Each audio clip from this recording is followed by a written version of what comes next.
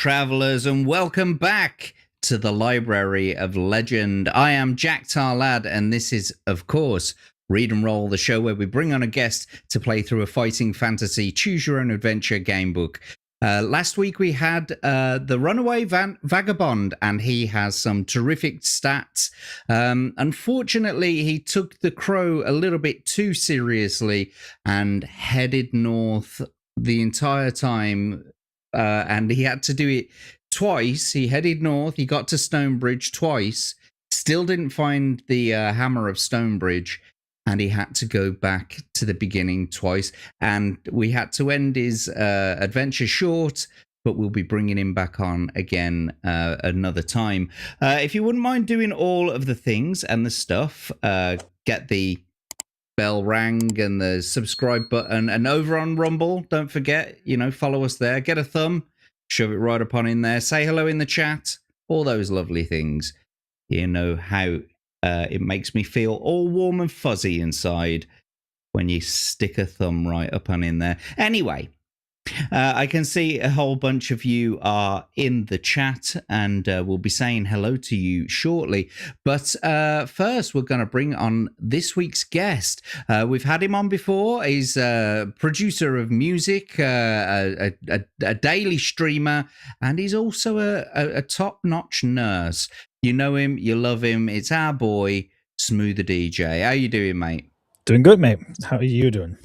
I am doing fantastic. Well, actually, I say that before the show started, I had this itch on my back, and I got a back scratcher, and it made it worse, and I had no time to make it better. So I have got this itch on my back that is driving me insane. Like Baloo in Jungle Book, then you're just back against the tree. You heard of peeps. Jack needs a scratching tree like that. So, if Jack has a throne, you might as well want to donate a scratching tree to him. Yeah, send your donations to Jack Scratching Tree, PO Box. No, but it's been a while since we've had you back on. Actually, we left you partway through an adventure. You were on the City of Thieves, and that was 5 months ago. If you'll believe that, that was 5 months ago. I remember it was like late summer, early autumn, wasn't it? Mm-hmm. Something like that. I remember that, yeah. Well, so far, your adventure through the City of Thieves has gone quite well. Before we ended the stream last time, you had used your backtrack lifeline. But basically, you got on board a ship, you got some black pearls, you left those, and then you started walking down the road. You met a child that actually turned out to be a goblin, and you decided to fight him. Won quite easily. And then you went down a road, and I think you went into a candle shop. I went into a candle shop. The guy tried to molest me, and then that's right. It was Greg. It was Greg, yeah. He tried to sell me a salt lamp, and I realized that's a lot of baloney. I might as well not stay here and actually get the fuck out of Dodge before something bad happens. So, yeah. Well, just to bring us up to speed, I'm actually going to show the last bit of the show before we continue and before we say hello to the chat. So here we go. Let's just have a quick look. Your backtrack. Yeah. Let me get the fuck out of the shop because I don't trust that slanty bastard. That slanty-eyed bastard. Slanty-eyed bastard. What a way to start the show. Further along the street is on the left is another shop. Oh. A sign outside reads Ben Borryman, Silversmith. I'm Barry Scott. Try new kitchen gun. I'll enter the shop because I remember that Nicodemus said I need silver. So you do need something silver. Okay, so you want to enter the shop, yeah? Yes. A man wearing a white apron sitting at a bench busily polishing a silver goblet. There are several silver objects in a glass cupboard secured by an iron grill at the back of the shop. You may talk to the silversmith, attack him with your sword, or leave the shop and continue east. I'll talk to him. Of course. You ask Ben Borryman if he has any of the arrows for sale. He replies that he does not, but he'll make one for the cost of 10 gold pieces or 2 magic items. If you can afford his asking price, turn to 85. Do you want to buy one? How much gold do I have? You have 14 gold. Yeah, I'll buy one. Yeah. Okie dokie. I'm just going to make the necessary deduction after putting my teeth back in. You now have 4 gold. And we'll turn to 85. You pay the silversmith and wait patiently whilst he makes a silver arrow for you. Finally, he presents you with it and assures you that it will be completely accurate in flight. You thank him for his troubles and leave his shop. Outside, you set off once again by turning to 100. But I think it's the timer, right? That's the timer, I'm afraid. Oh God. That was a quick 2 hours. It certainly does go quick, doesn't it? Yep. But we are on 85, page 85. Let's give the people a sneak peek what we're going to do. Okie dokie. Outside, you set off once again, turn to 100. Soon you arrive at a junction, so you've got the choice of turning north onto Tower Street or east onto Stable Street. But we'll have to save that. Okay, so there you go. Yes, you've managed to get yourself a silver arrow from Ben Borryman, and things have slightly changed since the last time you were on. There were the old monetization options, all the things that people could buy for you. However, now it's slightly changed in that you can, or the chat, the donators can specifically buy something for you if they want, or now they can actually contribute to your adventurer's pot. Specifically, and I've got to be honest with you. Do you know what? I haven't even added it. I'm scared. No, I the thing is, I haven't actually added it to your adventure sheet. That's how old your adventure sheet is. That the adventurer's pot thing hasn't even been added to it. So let me just put that in. There we go. But so you don't actually have any rubies in the adventurer's pot right now, because the last amount that was given, and I think that was by Crimson Shadow last week for Vagabond, he has an open game himself, so he's keeping the rubies there. So you're starting afresh with no rubies. However, we will get over to the game side shortly. In fact, we'll do it now. Let's just get over there. Do it. Come on, do it. And there we go. There's our lovely chat on the right-hand side there. And we'll say hello to them quickly in a short second. But I'm going to show you your adventure sheet so that you know where we are and what we're doing. So yeah, here we go. I hope you can see that well. You've got 12 initial skill and 12 current skill, 22 initial stamina, 21 stamina, and initial luck of 7. In your inventory, you've got a sword, a backpack, provisions of 9, a potion of luck still, which you haven't used. You've got 4 gold, a skeleton key, a scorpion brooch, guard's keys, stale bread, lantern, a throwing knife.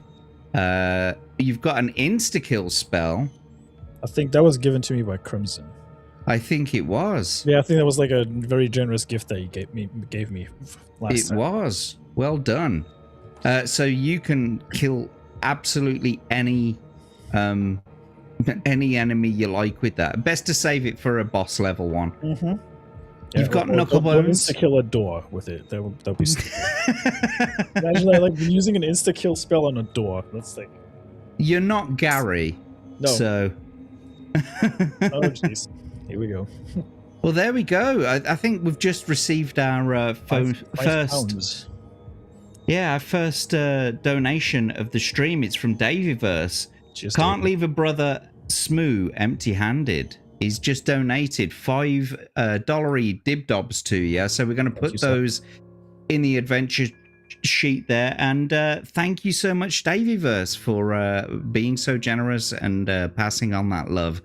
And actually, I should have sent you the list of things that you can buy.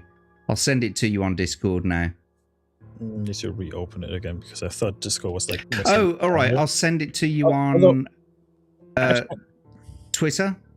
You can send it on Discord. I just need to put it on my phone then. But that's easier because then I don't have to worry about the audio being messed up.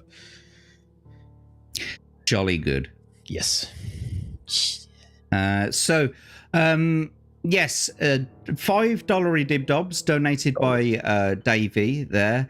That will buy you up to like £5 will return all stats to their initial values, or it can return a lifeline, or it can grant a reroll. All of the ones less than £5 are things like the Adventurer's Care Package, where you get 2 of either 4 gold, 2 provisions, 1 potion, and 4 gold and 2 provisions. Or it's mainly a choice between random potion, potion of choice, or just buying provisions or gold, basically. I'm just going to send those over to you now. Okie dokie. Here you go. And I can just redeem that at any time, right? Yes, you can. Apart from when you're in the middle of a battle, you can't buy things when you're in the middle of a battle. That potion of luck that you've got in your inventory there, you can't use that in the middle of a battle because it's the one that you started with. However, if you are lucky enough to get a luck potion, for example, if you spend 3 of your rubies, it'll give you 1 potion of choice, but you've still got to roll a 6 for a luck potion. Okay. Yeah, so I've sent you that over. Let's get the adventure sheet down. There you go. There's page 100. And before we go any further, I think we should say hello to the boys and girls in the chat. Yeah. Who do you think is the first person in the chat? Legatus. Oh, look at that. Did you see that shiny... Wow, £10 from Rick Cleary. I'll be nice to my brother and not buy 2 monsters to start his adventure. You see, he's just donated £10 to the adventure part rather than spawning an enemy right off the bat. Full disclosure, I have nothing on Rick just so he's nice to me. I just want to disclose that beforehand. I'm going to add that 10 rubies to your adventure pot. You now have 15 rubies to spend. That could buy you another insta-kill spell. You can have a roll of the Devil Dive for 10 rubies, and I've already explained everything less than 10. So there you go. But yes, let's get back to the chat quickly and say hello to them. You were wrong, by the way. It was, of course, I am the first. And Abe coming in with no message. What an absolute Chad.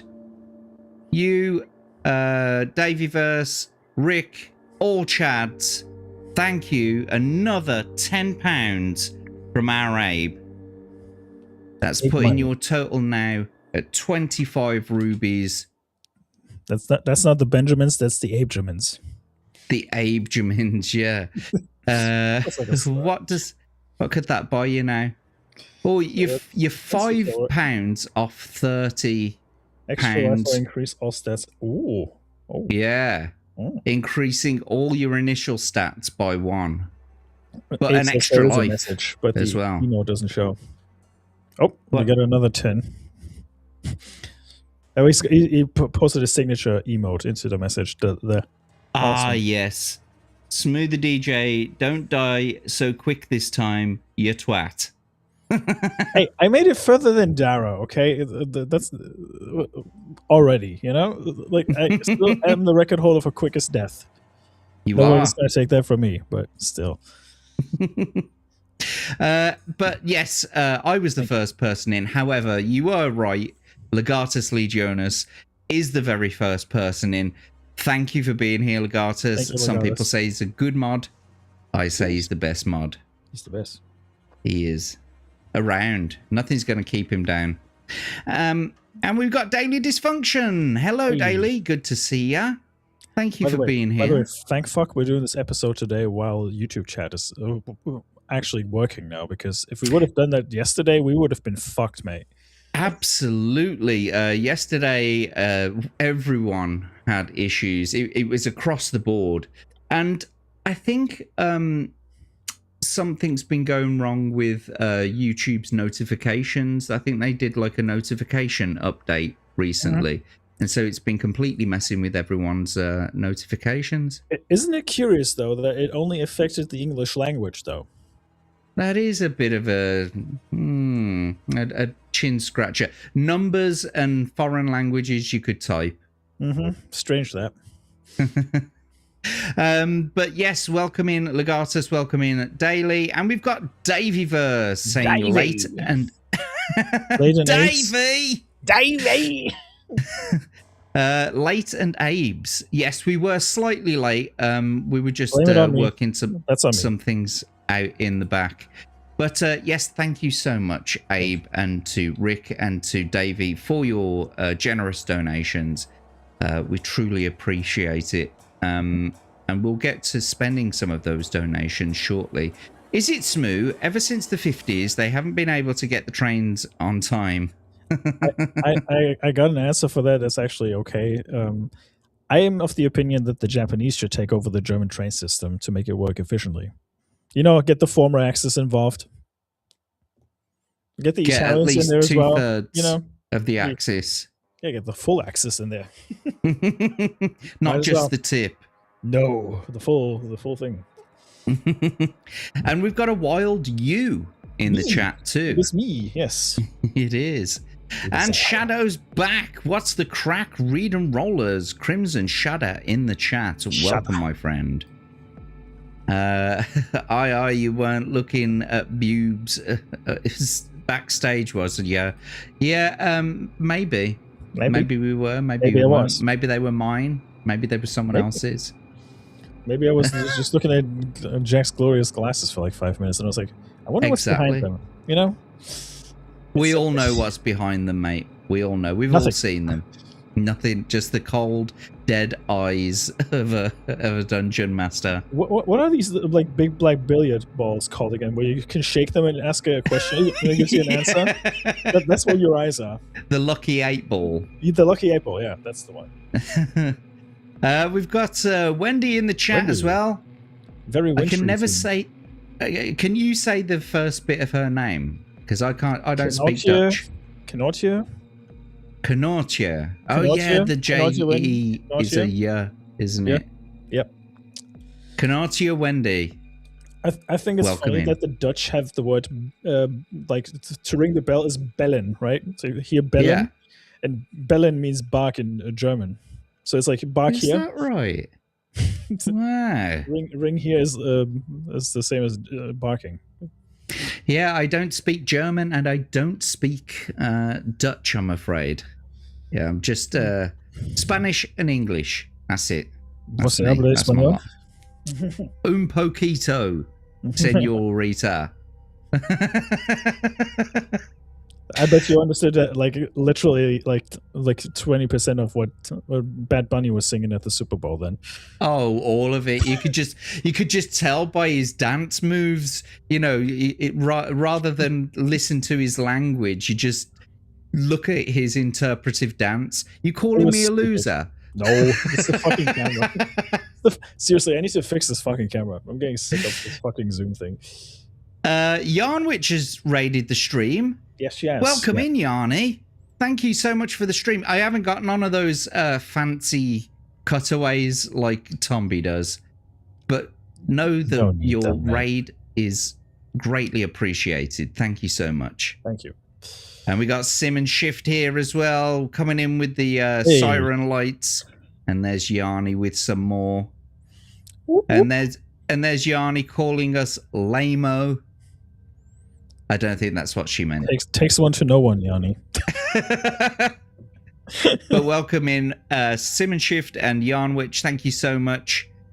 Jack the cat. What was that about? What did I do? Scratching your back because of the scratching tree. I get it now. Hey, now that's what I need, a cat. No one needs a cat. Ugh. You could just do it like Paul and just like have a gif of a cat like in the bottom of your screen. Just looking at you, looking at the chat judgingly. Yeah. Still hold the record, Smu. Fastest death, but Dara came close. He did. My Nicodemus. That's the joke. You're being raided on Rumble, Jackie. Yep. We got to it eventually. Yanni says, I speak English and bad English. I like that one. Abe's comment from last time, big purple candles. BPC. Mm-hmm. I know the ultimate scratch tree for Jack. It's a palm tree. I've actually got a yucca tree out there. Well, I say a yucca tree. I've got a yucca plant out in my hall. Maybe I should get that out. Every time I hear yucca, I have to think of yuccan, like the itch, like the German word itch. That's why I always think, like, oh, so that's why I got the itch all the time. It's that fucking tree over there. Fucking stupid, man. Thank you so much for all of the notifications telling me that I've been raided by Yarny. We got to it in the end. Yeah. Raid that rusty starfish. You guys in the chat, you are being so disgusting. That's the album title for Chocolate Starfish, the Limp Bizkit album after 30 years. It's like the re-release, not Chocolate Starfish and the hot dog flavored water, wasn't it? Yes. Yeah. The artwork for that was something where I was like, how did they get away with that? You could get away with a lot more back then. I mean, listen, look at all the innuendos in the background of Disney movies. Especially Little Mermaid. Little Mermaid is insane. I was like, man, the adult jokes in that one? But those adult jokes is still Shrek. What is it? The kingdom where they live, the towers, they're all very, phallic looking. Yeah, especially the decorations in King Triton's den. Just look at the background decorations. That's all I'm going to say. And he's totally buff as well, isn't he? He's like totally homoerotic. Like an Adonis, but like very homoerotic, yeah. Crimson saying, Rumble isn't letting me rumble ram. Well, he did now, but like earlier it wouldn't for some reason. Oh, wait a minute. Oh, yeah, look at that. Yep, he did send one. Rumble won't let me get a 20. What's that? That sounds naughty. It won't let me get a 20. Well, he's added another 10 to the pot, so that's 35 now. You could buy yourself an extra life or even increase all of your initial stats by one. If you wanted to. I'm not saying that you have to. I'll wait. We'll see. But thank you so much, Crimson Shadow, for the Rumble rant. Cheers, mate. If anyone wants to, you can always donate to my crypto tip jar. It's on my... Well, it should be down below. Oh, and incidentally, if you want to buy Smu something specific, all of the options are below. If you want to buy something specific, put it in the message when you send the dollar, basically. Dollar reduce. Yeah. Have I skipped over a bunch of people? I did say hello to Rick Cleary, didn't I? Welcome, Rick. Yes, we have. Brother Rick in the chat. Hey. Good to see ya. Yeah, but thank you, Crimson Shadow, yet again. Another wonderful. The not to put anyone else down or to shame or anything like that, but Crimson Shadow is by far the biggest supporter of this show. So thank you very much for that, Crimson. It's truly appreciated. And last week we got the Runaway Vagabond. Remember, the crow said keep going north. He did, but you also need to branch off from side to side from time to time. I'm going to say something that's probably going to sound very wrong, but Vagabondo, you don't always have to listen to everybody that looks like you and telling you to go north. That's all I'm going to say. It's okay to say no. And Prophetic Apathetic is asking, is Smu dead yet? He's barely started. He's halfway through an adventure. I'm halfway there, but not there yet, you know. And Smu is on the special read and roll bus. Everyone takes pity on him. I'm special. It's okay. I'm owning up to the fact that I'm special. That's Everyone on this show who comes in are special.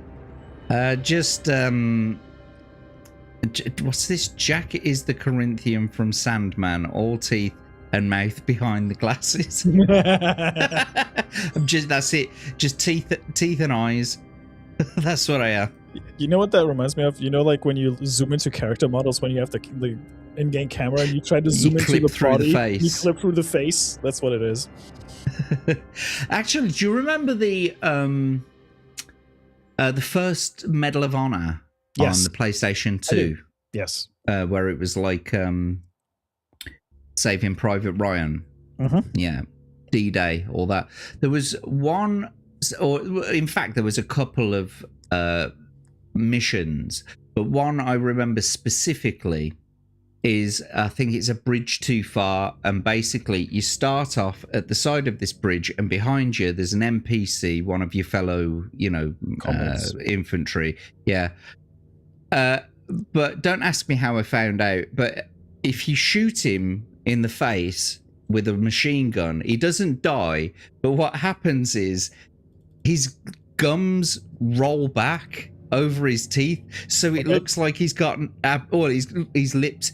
It looks like his lips are like rolled back over his teeth, so he's just got this face on him. Like a weird face. What the fuck is my camera doing? Hold on. There you go. Your camera's wandering around a bit there. Wants to take a look at the American flag. Yeah, I think so. America. There you go. That's better. There she is. I speak English and bad English. Always. Of course.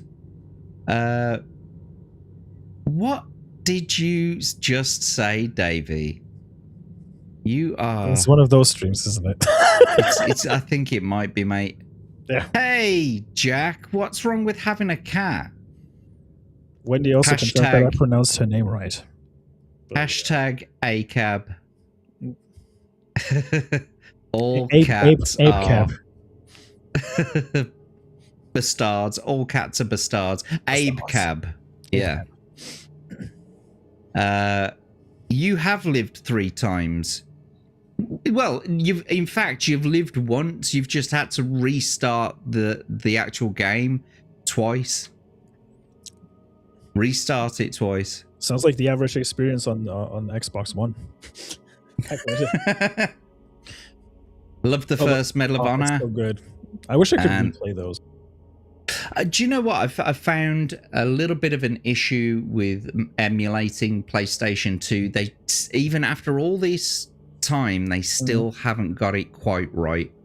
Yeah, it's not perfect. Nah. I think the best way to emulate is currently RetroArch, even though PCSX or whatever you call that thing Yeah. is close to the best thing you can get. But I found that RetroArch is probably the best PlayStation 2 emulator at the moment. Okay, RetroArch. I'll check that out. One of the other things too is having the discs, obviously, and the ROMs to go with them. You know, the ISOs. Yes. Did Jack shoot Vagabond's avatar in the face too? No. Why would I do that? He's a good man. I love our Vagabond. Vagabond is great. I like Vagabond. Well, we've got through the chat quite quickly. So, do you remember how to play, how to do the battles? It's 2d6, right? Per turn? Yes, 2d6 per turn. We do the enemies first, and then we do your second. Whoever's is highest wins the attack round, and 2 points are deducted from the loser. And you can use your luck in battles to either mitigate damage or to yourself, or do more damage to the enemy. Okay. Yep. My Vaga.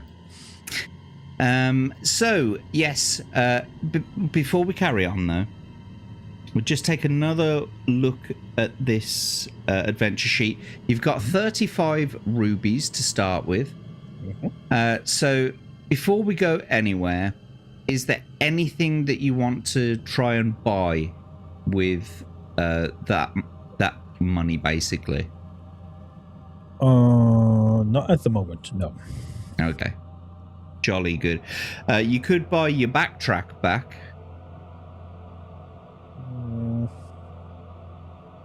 For 5.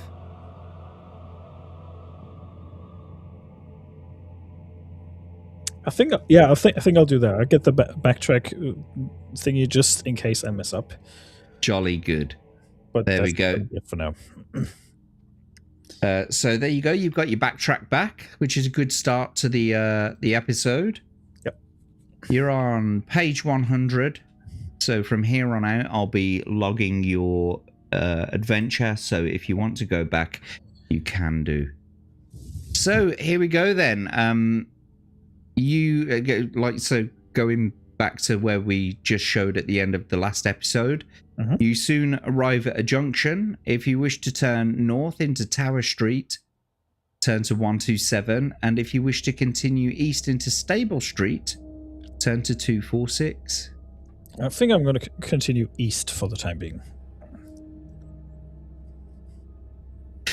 As you walk wearily down the narrow cobbled street, you are suddenly confronted by a little old man who dashes out of one of the houses. He pulls a dirty bottle out of a canvas bag.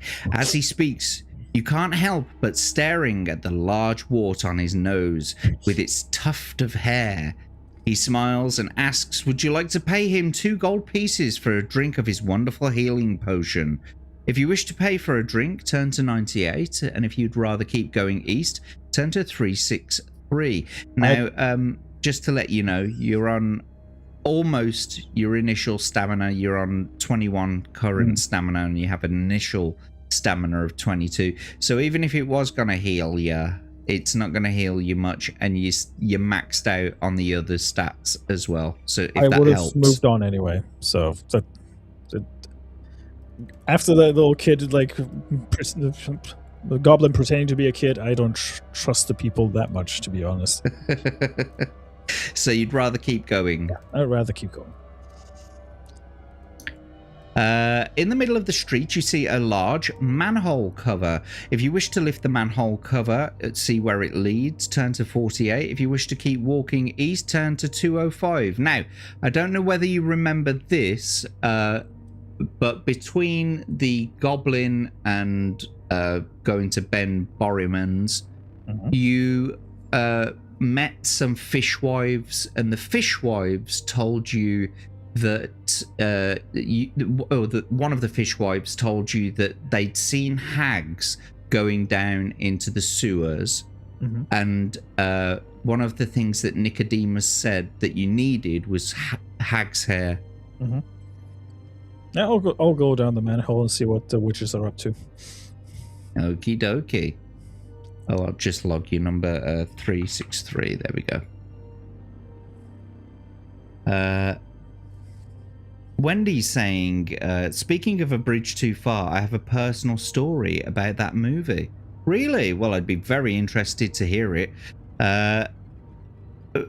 Crimson's also asking, remind me again, I've forgotten what a Snake Eyes roll does. Well, it depends. So if I think it's think of it as like the opposite of double sixes. So if you roll double sixes, you do 1 extra damage to the enemy. Likewise, if the enemy rolls double sixes, they do 1 more damage to you, but that's only if they win. Adversely, if you roll Snake Eyes and you lose, you get 1 more damage done to you, and the same for them. Does that make sense? Awesome. Works for me. Okay. Davey's saying, have we got to the big titty goth girl part yet? I don't think so. I don't remember that part. You downloaded the wrong City of Thieves, mate. There is an iron ladder secured to the rim of the hole, descending into the tunnel below. It's dark and very unpleasant, and a very unpleasant smell rises up from below. Do you want to climb down the ladder or replace the manhole cover and continue east? I'll climb down. Good man. That's the way to do it. 3, 2, 1. Here we go. At the bottom of the ladder, you realize, much to your disgust, that you're standing in a sewer. Who would have guessed it? No shit. No, lots of shit, apparently. There are torches along the tunnel wall, giving a very dim light, and droplets of water make eerie sounds as they fall into the sewage water. Do you want to walk north along the tunnel or south? North.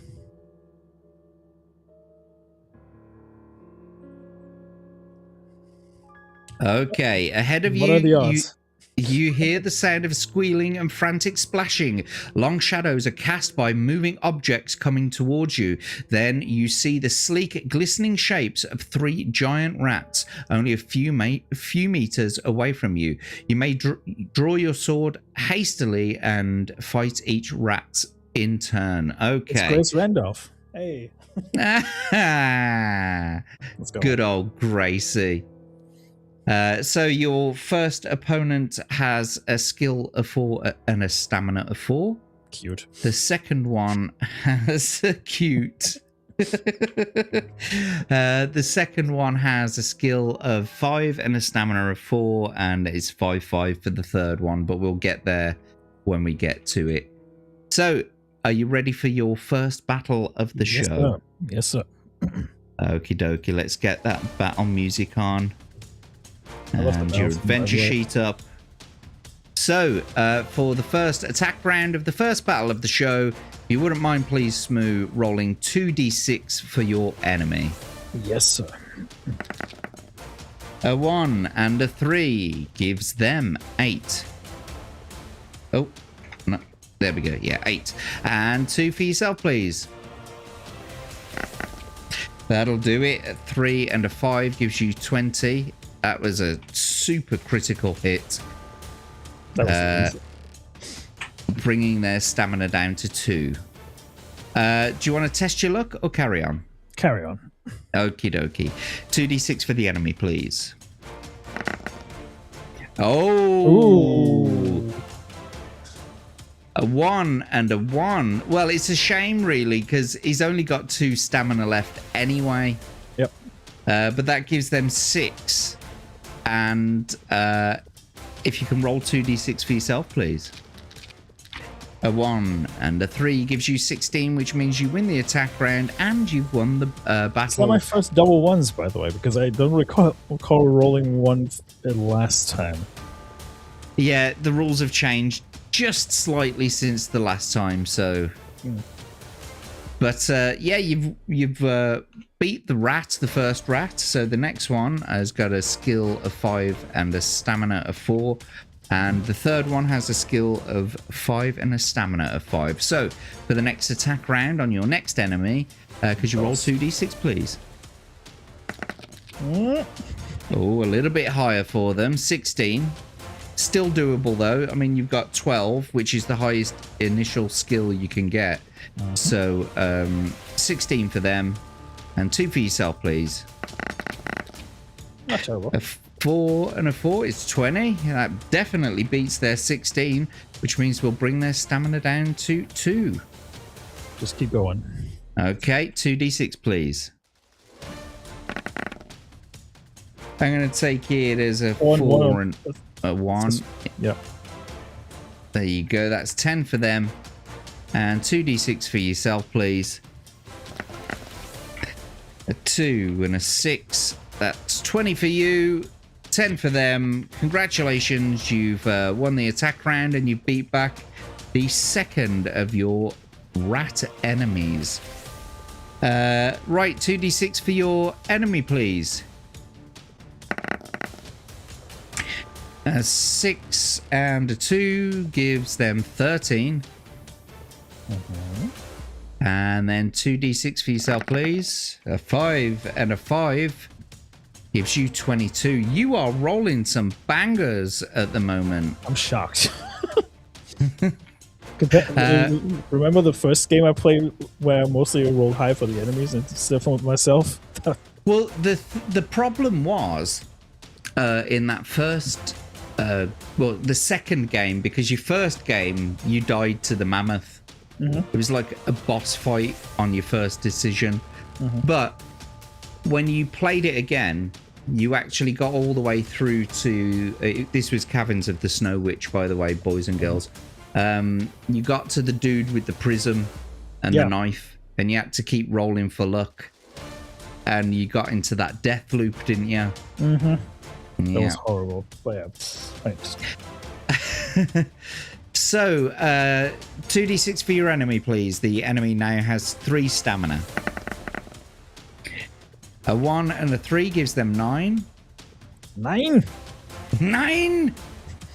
And 2 for yourself, please. Ooh. Oh, lovely. Oh.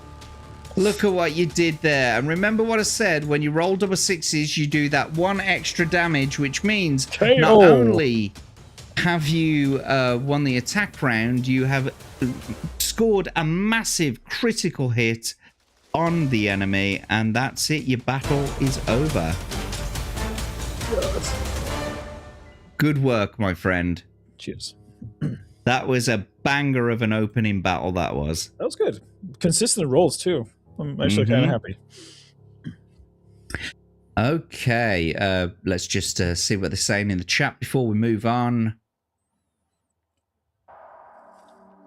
Greatest comeback in history. Yeah, after getting my ass kicked by a mammoth. Yeah, you could say that.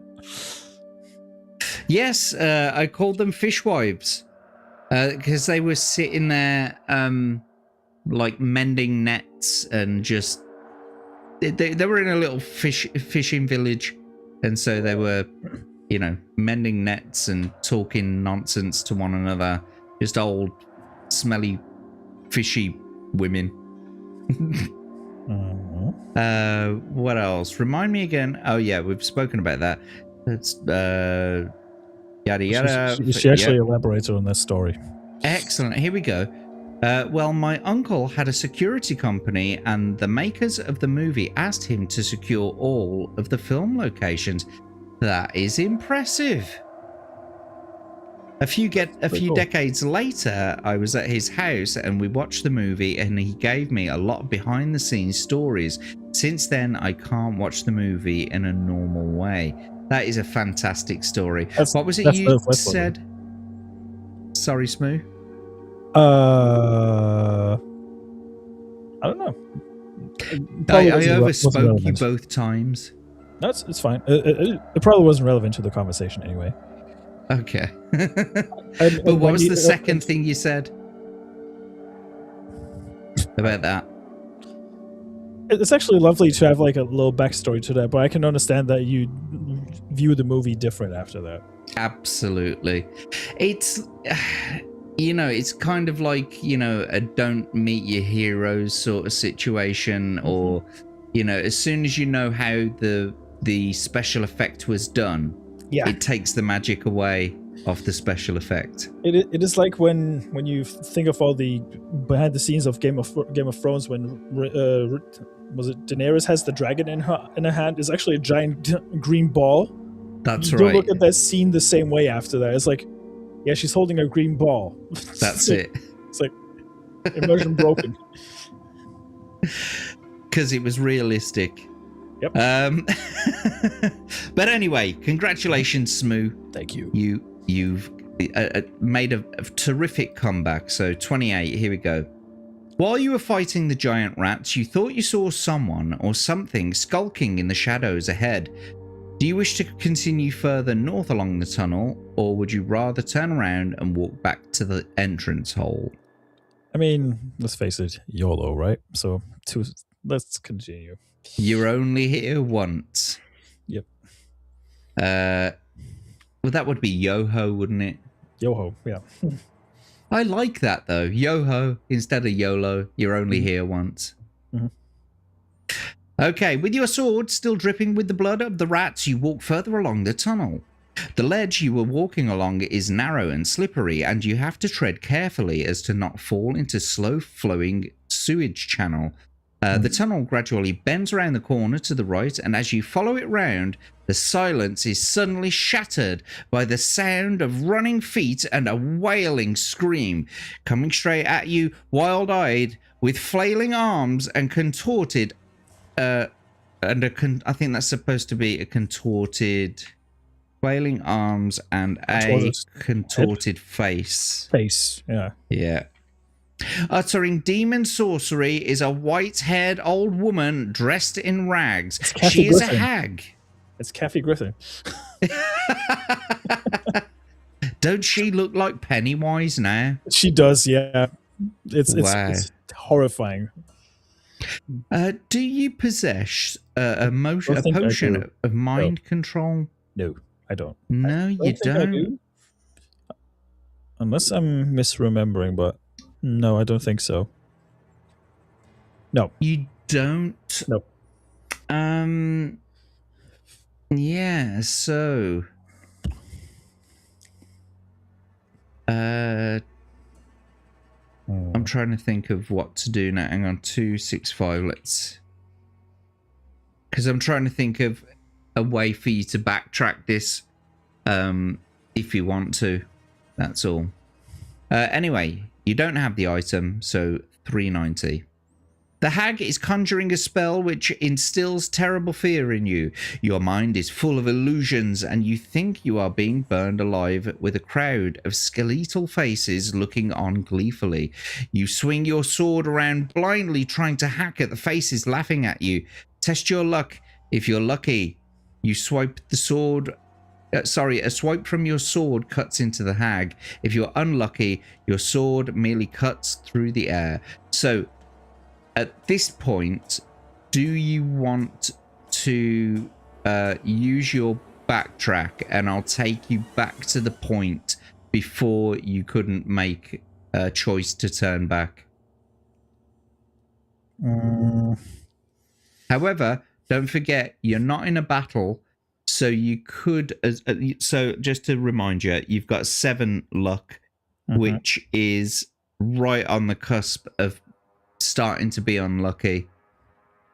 If you took that potion, even though you don't need to actually replenish your luck at the moment, it would give you 1 more initial luck. I think I'll go for that. So I have a little bit more of an edge. Yeah. Maybe that will help. But don't forget as well, you can always buy a re-roll. I could for 5 improve my stat because I've still got 30, right? So it would mean I could do a stat increase and then do the potion of luck on top of that. Let's have a look a quick second, because only one of the things gives you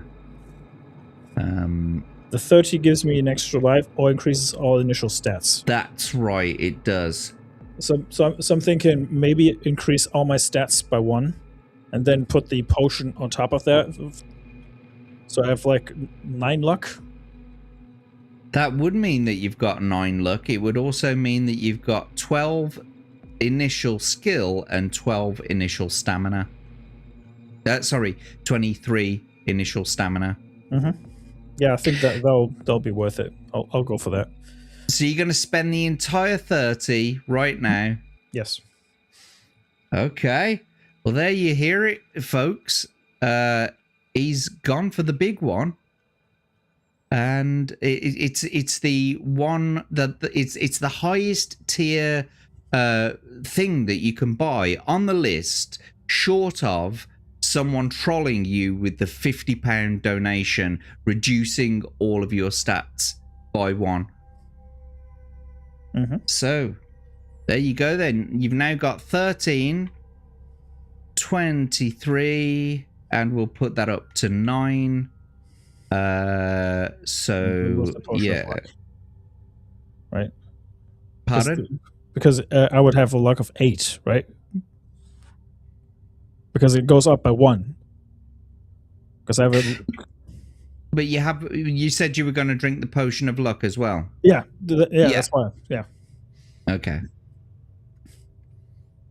And 9. So you are maxed out. You are in a fabulous position now, providing that you're lucky.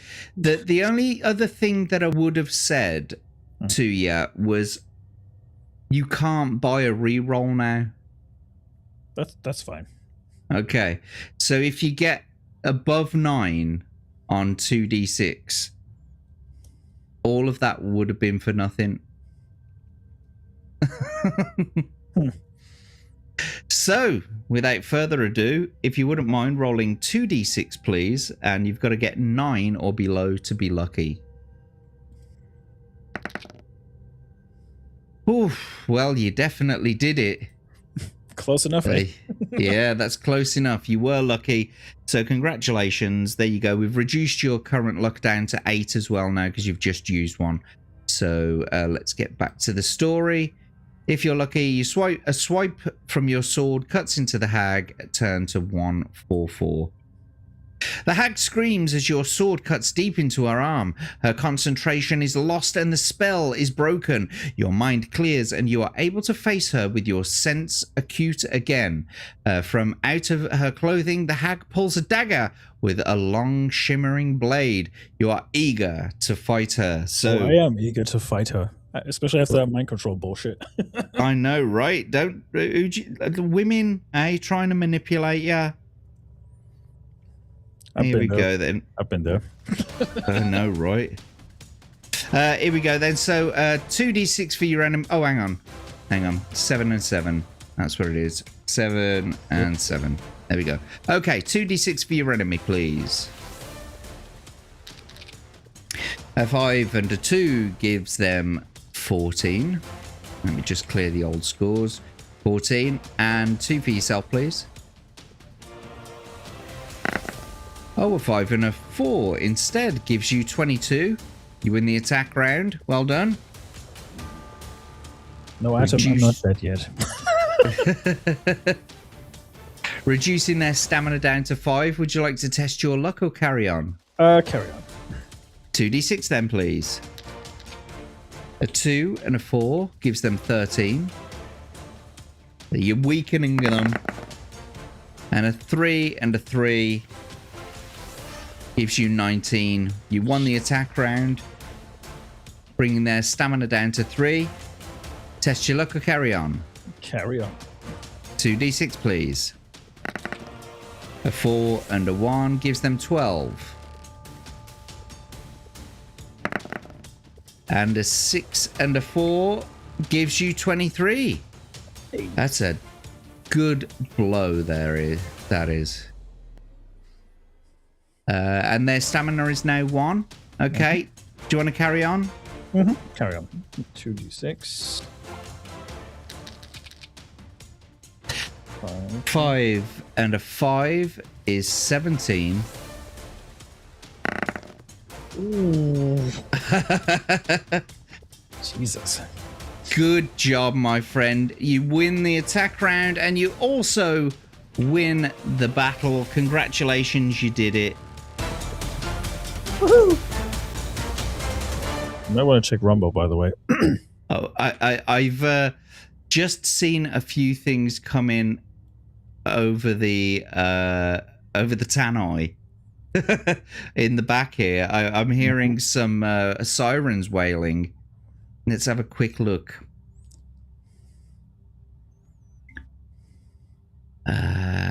Where is it? Holy Crimson. Use it however you like. Wow. Crimson Shadow. He's crazy bastard. You know what I mean? He's not even trolling you, right? He could have specified in that moment to reduce all of your initial stats by 1. Yep. And he still didn't do it. Yeah. Wow. Dang. Crimson, thank you so Cheers, much. You are a legend. By far the biggest contributor to Read and Roll in Read and Roll's history.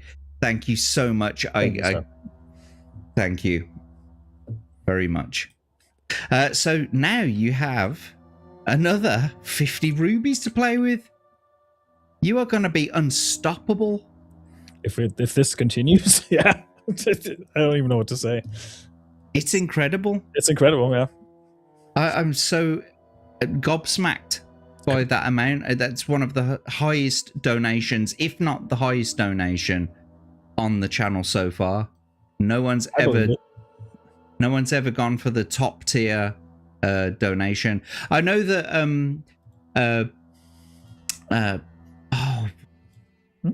Insidious Bliss, that was it. When Paul Hadouken was on, he successively donated up to, I think it was like 60 or 70 pounds or something like that. I think it was 70, yeah. But that was like dono after dono. But to just drop a 50 like that, that's incredible. Thank you so much, Crimson. I can't believe it. And everyone's going wild in the chat. Whoop, whoop. Yanni's still here, by the way. I'm glad to see that. Atom Gray's in the chat. Is he dead yet? No, not quite. I live. It is fucking massive. Yeah, absolutely right. And thank you for being over there on the Rumble sides as well, guys. I realized I didn't even follow Read and Roll up until recently, so I actually fixed that just then. I saw your your follow. I also subscribed to one of your gaming channels yesterday, I think it was. Yep. Thank you. I don't make a habit of this, but I got paid recently, so fuck it. Well, mate, thank you yet again. I can't cop my breath. Sometimes the words don't have to be said. Yeah, I guess so. The main thing, man. It's true, Abe. Yeah. You've said it before, and now you've said it again. Yep. Absolute mad lad. Look at them all going crazy. Legend. Absolute legend. Give him a I try. Well, I killed a hag, so. You did. And Yanni is lurking and working, and I am lurking and jerking. All right, let's see what we got. Right then. What did you say? Sorry? Let's continue. Yes, indeed. It's ironic it's not page 304, by the way, because I just killed a hag. Page not found. That'd be funny. Here we go then. You bend over the motionless body of the dead hag and you cut off a tuft of her hair. With your sword, you put the hair safely in your backpack and you walk down the tunnel to the entrance hole. Turn to 104. Yes. So I'm going to put the hag's hair in your inventory. I want to get rid of that shit as quick as possible. She probably smells. Yeah, now your bag smells of piss. I mean, to be fair, I'm in the sewers anyway, so I probably smell piss and shit anyway. Right then, so you walk back to the entrance. You may either climb up the ladder to the street in order to continue east, or if you've not done so already, you may walk south along the sewer. I'll climb back up because I need a fucking shower. Okay, 205. Although probably for that time I actually smell pretty good. If it's maybe real time. Oh, I see what you mean, where the time it's set in. Yeah. I mean, the sewer is probably one of the cleanest places to go. People were crapping out of windows in those days. There's countries where they still do that. Yeah, I'm not gonna elaborate any further. You can fill in the blanks how you want, chat. What's that you saying, Daily? Why does entrance hole have to be said together? Is this a joke, or are you asking me genuinely why does it need to be said together? Would you like me to space it out a little bit? Entrance hole. I mean, it's better to say entrance hole than exit hole, isn't it? Right? So I don't know. It depends on which it depends on the context, right? A little bit. First Crimson wins what's behind the hole. Now this dude is on a roll. As it was a hole in one. Crimson is saying he was never ever sane to begin with. Yeah, you live in Scotland. Checks out, mate. That does on brand. That is on brand. Yeah. Yeah, but you were told that you need to, so you have to hold on to that hair. That is right. And we've also got Grizzled Entertainment here. A hole is a hole, and $20 is $20. $50 Grizzled, is not mine. What did you say, mate? I said that's Paul's slogan, not mine, Grizzled. I'm not traveling around Chicago looking for glory holes, okay? I've been to the fucking airport, and that's the extent of my visit to Chicago. And fuck that airport, by the way. It's one of the worst airports I've ever been in. O'Hare. It's one of the worst fucking airports I've ever been in. Yeah. There's a smaller air. The reason why I said O'Hare was because there's a smaller airport nearby. Well, it's more towards the stadium, the Chicago Bears stadium. I think it was. It Medway. I think it was Medway. Yeah. But yeah, Smu's been to Chirac. Well, Chirac is Chicago. Predominantly the black neighborhoods. That's why I know. Ah, right. Okay. Hartsfield. That's the one. Okay. O'Hare's rough. Yeah. I a little tangent before we continue. I landed in O'Hare for a layover flight that one time when I went to San Antonio, and I was completely lost. So I asked this lady, so where do I need to go to this gate? And she was like, "Oh, that's easy. You just follow that path until you see a dinosaur." I just looked at the lady. I was like, "Beg your pardon? Like dinosaur? Are you fucking high?" That was the question I asked myself in my head. I was like, okay, dinosaur. All right, okay. And then, lo and behold, I followed the path that she told me, and there was a giant fucking dinosaur statue in the middle of the fucking airport. I was like, what is this, Jurassic Park? Seriously, I was so confused by that. I was like, huh, okay, so she wasn't kidding. Wow. But yeah. I'm impressed. How did they get it in there? I have no idea. What's this you're saying, Rick? Any hole works if you're brave enough or gay enough. Okay. Words to live by? Words to live by? David Verse says, it went off the page just as I went to click it. I'm flying into O'Hare. You'll probably have a better time finding your way around than I will, Davey, because you'll probably have a better sense of direction than I do. And B-roll stage is being nosy. He's asking where you off to. Chicago, obviously. Or maybe not. Maybe not, yeah.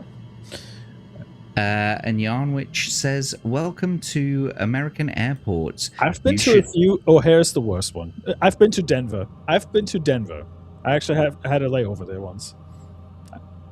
Denver is the one with that really weird mural on the wall, isn't it? Mm-hmm. No one seems to And know what the heck it's about. The second most confusing layout I've ever had is the displeasure of experiencing. Oh, you mean Denver? Yeah. Thought Orlando Grizzle, don't say Airport that. I'm was flying bad. to Orlando in like 3 weeks. Don't say that. Oh yeah, you're going to MegaCon, ain't you? Yes, sir. Yes, sir. Ah, that's going to be fun. Going to be streaming. Looking forward to it. It's going to be fun. You're going to be streaming from there, you just said? Yep. Fantastic. I'm going to be streaming the whole convention if I can. It's going to be fun. Oh, wow. I tried doing the Gamescom last year, but my phone, it's just sort of like basic consumer level. So it's got no like independent graphics processor. Right. And so my phone was overheating. Rumble Studio wasn't working, and you had to do it in portrait mode anyway. You couldn't do it in landscape mode. What is the point of that? I don't know, mate. It's very inconsiderate, to be perfectly honest with you. It is, isn't it? Yep. Bastards. I just wanted to quickly highlight this one. Where's it gone? There we go. Boobs. Boobs. It's going to see boobs. That's why it's going to Chicago. Tits. Okie dokie. Daveyverse, just don't get lost and end up on Route 666. Good one. Okie dokie. Let's get back into the thingamabob. You've got 50 rubies to play with, so if you need to, you can do. After replacing them, I would be rich. Pardon? If I was in India, I would be rich now. You would be.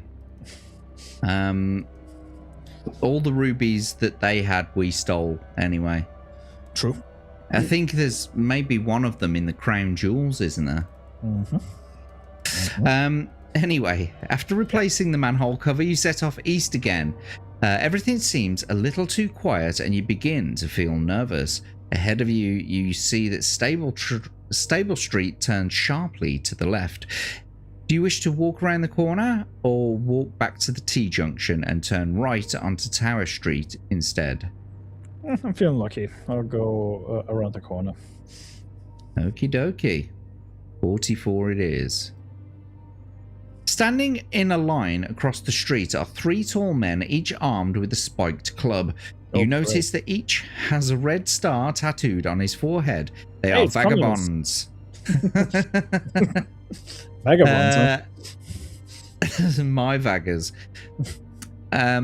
They are vagabonds and they are intent on robbing you. If you have a throwing knife, you may be able to cut one down before they reach you. I actually have. I actually have one. Let's have a look. I think I have one. You totally do? Yep. Might as well go for it. Awesome. Turn to 18. You take aim carefully and throw the knife at the leading vagabond. Roll 2 dice. If the total is the same or less than your skill score, the knife sinks into the vagabond's chest, stopping him dead. Well, the beautiful thing about that, my friend, is that you've completely overmaxed your skill score, so no roll is necessary because it will be less than your skill score or equal to. The other 2 vagabonds stop and to aid their friend, but it's too late. He's already dead. They seem undecided as to what to do next. After a brief conversation, they pick up their dead friend and carry him off down a narrow alleyway to your right. You walk quickly north before they have time to reappear with more of their gang. The houses in this section of Stable Street consist of 2 rows of terraces. They're all made of sandstone apart from the one in the middle of the terrace to your right, which is made of brick and is painted white. The door is made of oak and a serpent's head is carved into it. Do you want to enter the White House or keep walking? I think I'll carry on. It might be a wise decision. However, I'm not going to give it away. You want to carry on, and you've got to backtrack if you're not happy. So you're going to keep walking north. Keep walking. 333. You soon reach a junction in the street. Stable Street continues north, and to your left you see Tower Street leading west. You decide to keep going north. To your left you see a large wooden barn set back from the houses. 2 horses are tied up to a post outside the barn, and smoke rises from a crooked chimney on top of its low flat roof. Do you want to walk through the barn doors, or would you rather continue north? I think I'll go for the barn. Okay. Maybe I'll find something useful. 25. You soon realize that you're in a stable. Okay. You soon realize that you're in a stable when you see a large, bare-chested man wearing a grubby white apron, busy at work at an open fire. He takes a red-hot iron bar from the fire with his gloved hand and starts to hammer it into the shape of a horseshoe on his anvil. Sweat pours from his brow as he toils with the hammer. Mm-hmm. Will you make conversation with him, attack him, or leave him to his labors? I'll strike a conversation with him. The blacksmith removes his gloves and wipes his hands on his apron before asking you what you want. You answer by asking if he makes anything besides horseshoes. He replies that in his spare time he enjoys making chainmail coats. In fact, he's become quite profitable sideline of his, especially in a place like Port Blacksand. He tells you in great detail that the skill and labor that goes into making one, and finally inquires if you're interested in buying one. They are not cheap. If you wish to pay 20 gold pieces for a chainmail coat, turn to 46. If you wish to leave the stables without buying a coat, turn to 115. I think I'll buy one. Okay, well, the thing is, you've only got 4 gold. So don't get it twisted. Okay. You can't use that to directly buy things. However, you can use the rubies to buy more gold. So if you look at the list of things that you can buy with the rubies, for example, you could for £1, you could buy 1 provision or 2 gold. So you could like 2, 4, 6, 8, 10, 12, 14, 16. You could spend 8 and then you would have enough gold to buy one. I think I'll do that. I'll spend 8 to just get the gold. Let's see if I've worked this out right as well. So for 4 of the rubies, you could buy 2 of either 4 gold or 2 provisions. So for $4 dibdobs or 4 rubies, you could get potentially 8 gold. So would you rather... That works out better, doesn't it? I think that's a better deal, actually. Yeah. I think so you need 8, 16. Is it the better option? Yeah, because... oh, no, it works out exactly the same, doesn't it? Pretty much. Yeah. Yeah. Well, it was worth it, worth a shot. So you want to spend 8 and get your 16 gold. Is that what you want to do? Yes. Okay. So you now have 42 rubies and 20 gold, which I'm gonna deduct straight away from you because you want to buy the thing. $20 is $20. I mean, no lies detected, Davey. In this case, it's true. Okie dokie, 46 it is. The blacksmith takes your money and walks over to some bales of hay in the corner. He lifts it up, and underneath you see the chainmail coat. He turns to you and says, "You have to hide everything in its place. In this place, you can't trust anybody. The coat fits perfectly and the workmanship is excellent. Add 2 skill points and you leave the stables with your new armor and continue north." What the yeah, now, so what I'm going to say is you have bought a chainmail coat that gives you 2 extra skill points. However, that doesn't actually take your skill over 13. Okay. because it will never go higher than the initial skill. However, if your current skill is reduced by 1 or 2, I will add that back to your score, so it'll It's bring like it a back to temporary its buff initial. kind of thing. Yeah, Okay. yeah. Yep. So chainmail +2 skill. Mhm. Okie Not a terrible dokie. deal though, considering it's like free extra skill, 2 extra skill points. You know. I don't know. It seemed a little bit expensive, didn't it? A little bit. We're not going to argue though. 115. Here we go. Coming towards you as fast as he's able, a man in tattered rags with a ball and chain attached to his leg. He's Tyrone. exhausted. Pardon? It's Tyrone. He's exhausted and he collapses in your arms. His face is dirty and unshaven. With great difficulty, he manages to speak, saying, "Please cut me free. The town guards are not far. Save me! The town guards are not far behind me. I've been locked in a dungeon for 2 years, but I managed to turn my way out. I was robbed and unable to pay my taxes, so Lord Azur ordered that I would be jailed for 5 years. Please help me." Farther up the street, you hear shouting voices and then armed men come into view. Do you want to cut through his chains with your sword or hand him over to the town guards? That's a tricky one. Rick Cleary's saying, "Tell him to fuck off." Yeah, that's what I would have done anyway, because like you can't trust anybody in this town anyway. And who the fuck knows what he's actually in jail for, you know? And we've got Tabletop Junkie here. Welcome to the stream. You caught the stream indeed, my friend. Thank you for being here. If I have missed anybody out in the chat, by the way, don't hesitate to say, "Hey, I'm here too."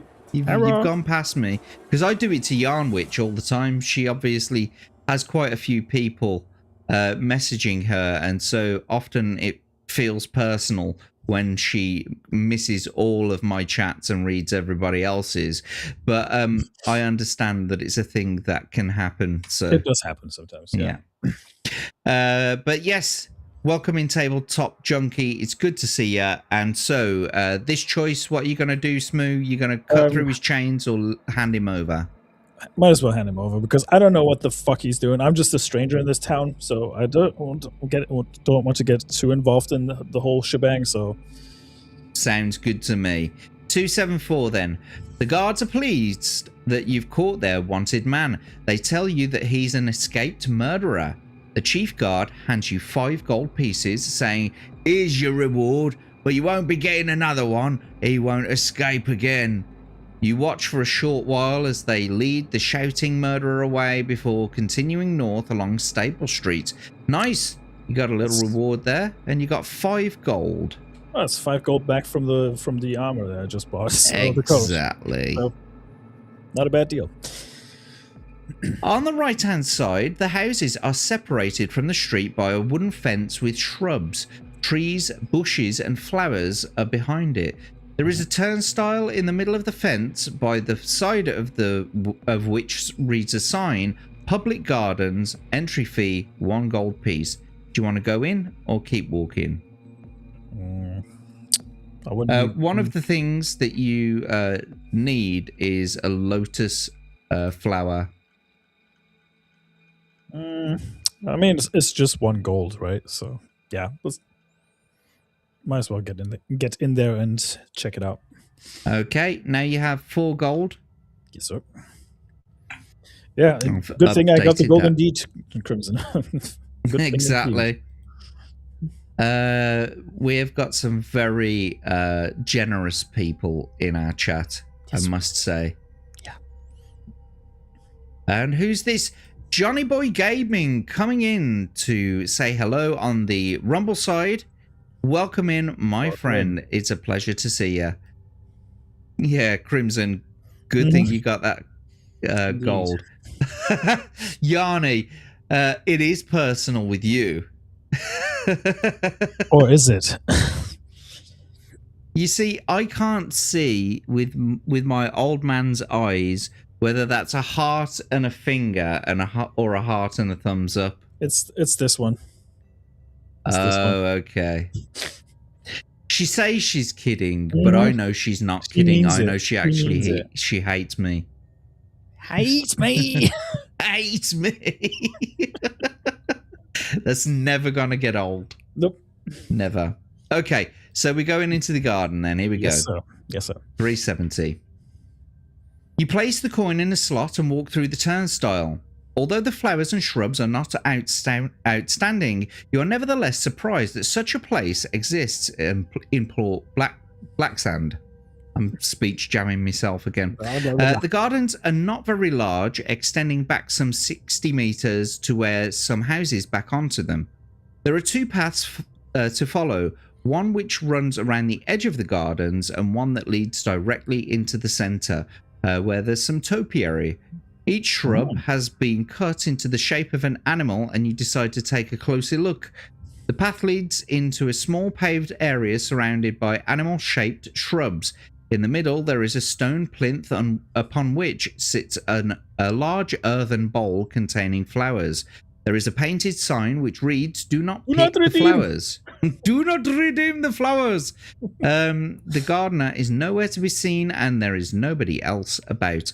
Do you want to risk picking one of the flowers, or would you rather leave the gardens and continue north? I mean, what's the worst thing that can happen? I know, right? Yeah, come on, let's go for it. Okie dokie. You're gonna pick one then, I assume. Yeah.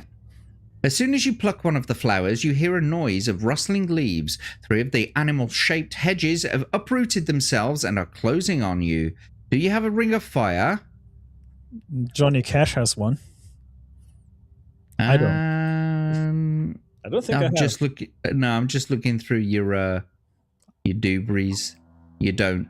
Nope. So 191 it is. You draw your sword and defend yourself against the advancing leaf beasts. They all attack you at once, seemingly trying to crush you and smother you. Treat the leaf beasts as a single creature. They have a skill. Regular Tuesday for me. So it was Tuesday. A regular Tuesday getting beat upon by leaf beast bushes. Right then, let's get your adventure sheet up. And for the first battle round, if you wouldn't mind, my friend, rolling 2d6 for your enemy. Okay. Oh, a 5 and a 6. That's pretty high, but it's not too bad. There you go. That gives them 17. Give me a second. Let's get rid of those scores. 17. And 2 for yourself, please. A 6 and a 4 gives you 23. Nice work. Abe, no. Pepper X is your lover, not mine. Everyone needs more Pepper X in their life, I think. Okay, then 2d6. Nice low scores. That gives them 9. 9. 2 for yourself, please. 2 and a 4. 10 points more. 19 to 9. You've won the attack round again, bringing their stamina down to 2. Carrying on. Yes, sir. 2d6, please. A 2 and a 5 gives them 13. And 2 for yourself, please. I think this is it. You've done it. Yeah, 19 to their 13. Yes. Congratulations. You've won the battle yet again. There's no stopping Smu. I'm just incredibly lucky, in all honesty. It's going well, though, mate. Yep. You're doing pretty well. Beat him off the bushes. Yanni, behave. Behave. Did you see what she did there? She's ever so punny. Beat him off the bushes. Quick, give that man an extra hot vindaloo. Then he'll have an anal ring of fire. Should have just taken my Walkman listening to Johnny Cash. Burning ring of fire. You won, so you are clutching the Lotus and you make your getaway into Stable Street. Mm-hmm. Oh, actually, I better add that to your adventure sheet too. The your boy, Charles Dance. your boy Charles Dance, yeah. Oh, Yanni, did you watch that video that I asked you to watch? Yesterday in the back rooms. I see Abe was trying to get me to do my Judi Dench impression, and I said to Yanni that it would probably be better if she watched the video on Iron Oxide's channel. You know what? I watch that at least once a week. Just to brighten your day. Every single time I have a shit day, I'm like, all right, I'm just gonna watch this and just have a good laugh. It's so good. If you haven't seen it yourselves, boys and girls, go over to Iron Oxide's channel and search for the many voices of Jack Sarlad, and you'll understand what we're talking about. It's slightly embarrassing for me, but you just gotta roll with it, ain't you? Honestly, just roll with it and just, that's all you can do, really. Well, Yanni, we can't all have husbands to fall asleep with on the sofa. Some of us have wives, so others don't. Yeah. Others don't. And the Tempest Kingdom. Hail, lads. Pleasure to see you, Tempest. Good to have you here. Good to see you, mate. I'm waiting until he's home tonight so we can react to it together. Okay, fair enough. Let me know what you think. Anyway. All right. So, the street ends at a junction with Mill Street, which runs east and west along the city wall. Looking east, you see a group of town guards marching towards you, and you decide to walk quickly along west along Mill Street. On your left, you see a narrow lane, and ahead, you see a young lad coming towards you, pushing a barrow laden with fruit.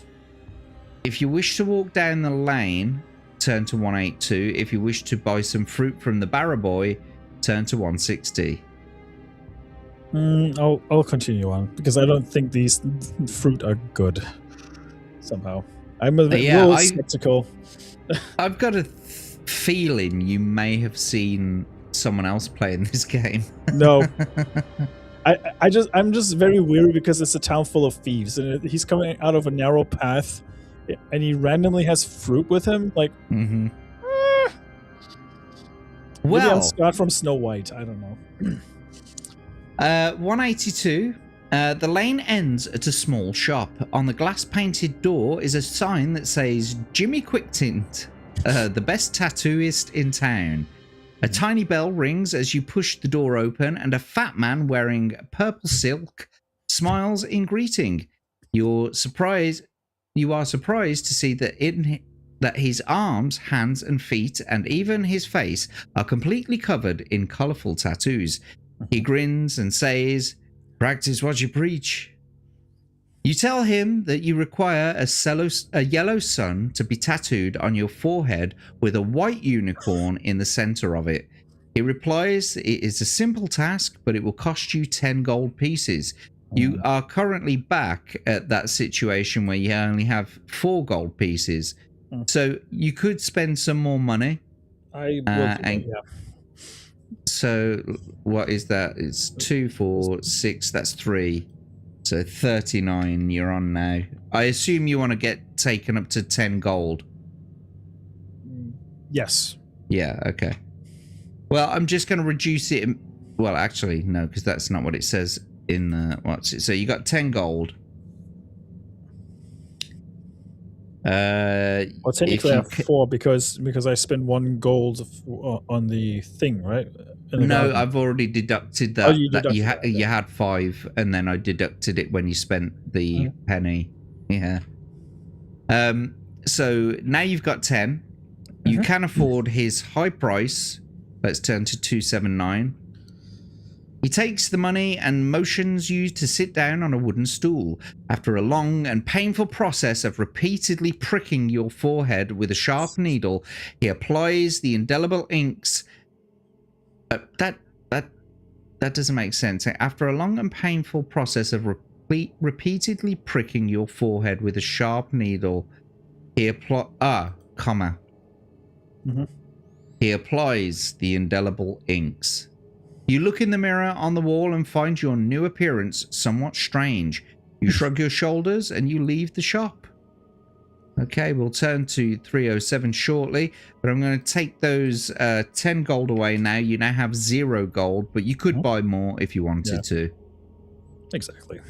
Okay, 307. Walking along you are...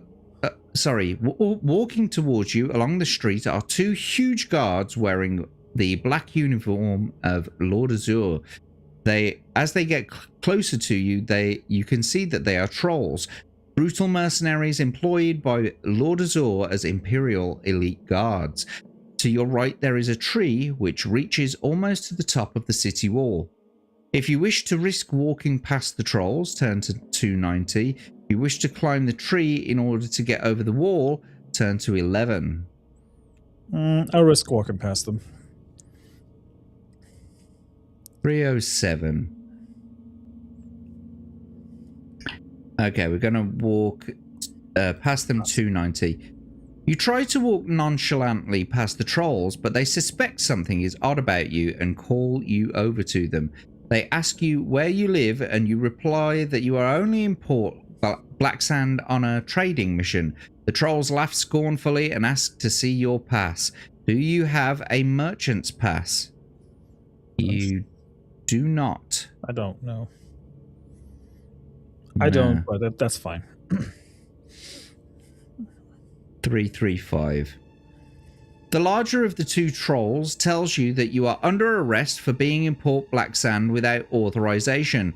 He tells you that he's feeling generous, however, and he offers you a choice. You can pay a fine of all the gold in your backpack and be thrown out of the city, or spend a year with the rats and the cockroaches in a dirty dungeon cell. The other troll bursts out laughing, saying, "Generous? Ah, sour belly, you've got such a sense of humour. You wish to pay the fine and be thrown out of the city? Turn to 367. If you wish to resist arrest, turn to 73. Fuck authority. Let's go for 73. Well, you're going to try and resist arrest? Yes. Okie dokie. You draw your sword and stand ready to fight the trolls. They seem pleased that you are going to give them a chance to practice their beloved sport of killing humans and advance towards you swinging their battle axes. Sourbelly snarls and says, "Stand back, fat nose. Let me deal with this dog alone." Fight them one at a time. Okay. If you win, turn to 110. However, you may escape... Excuse me. You may escape after killing Sourbelly by throwing your shield at Fat Nose and running off west along Mill Street.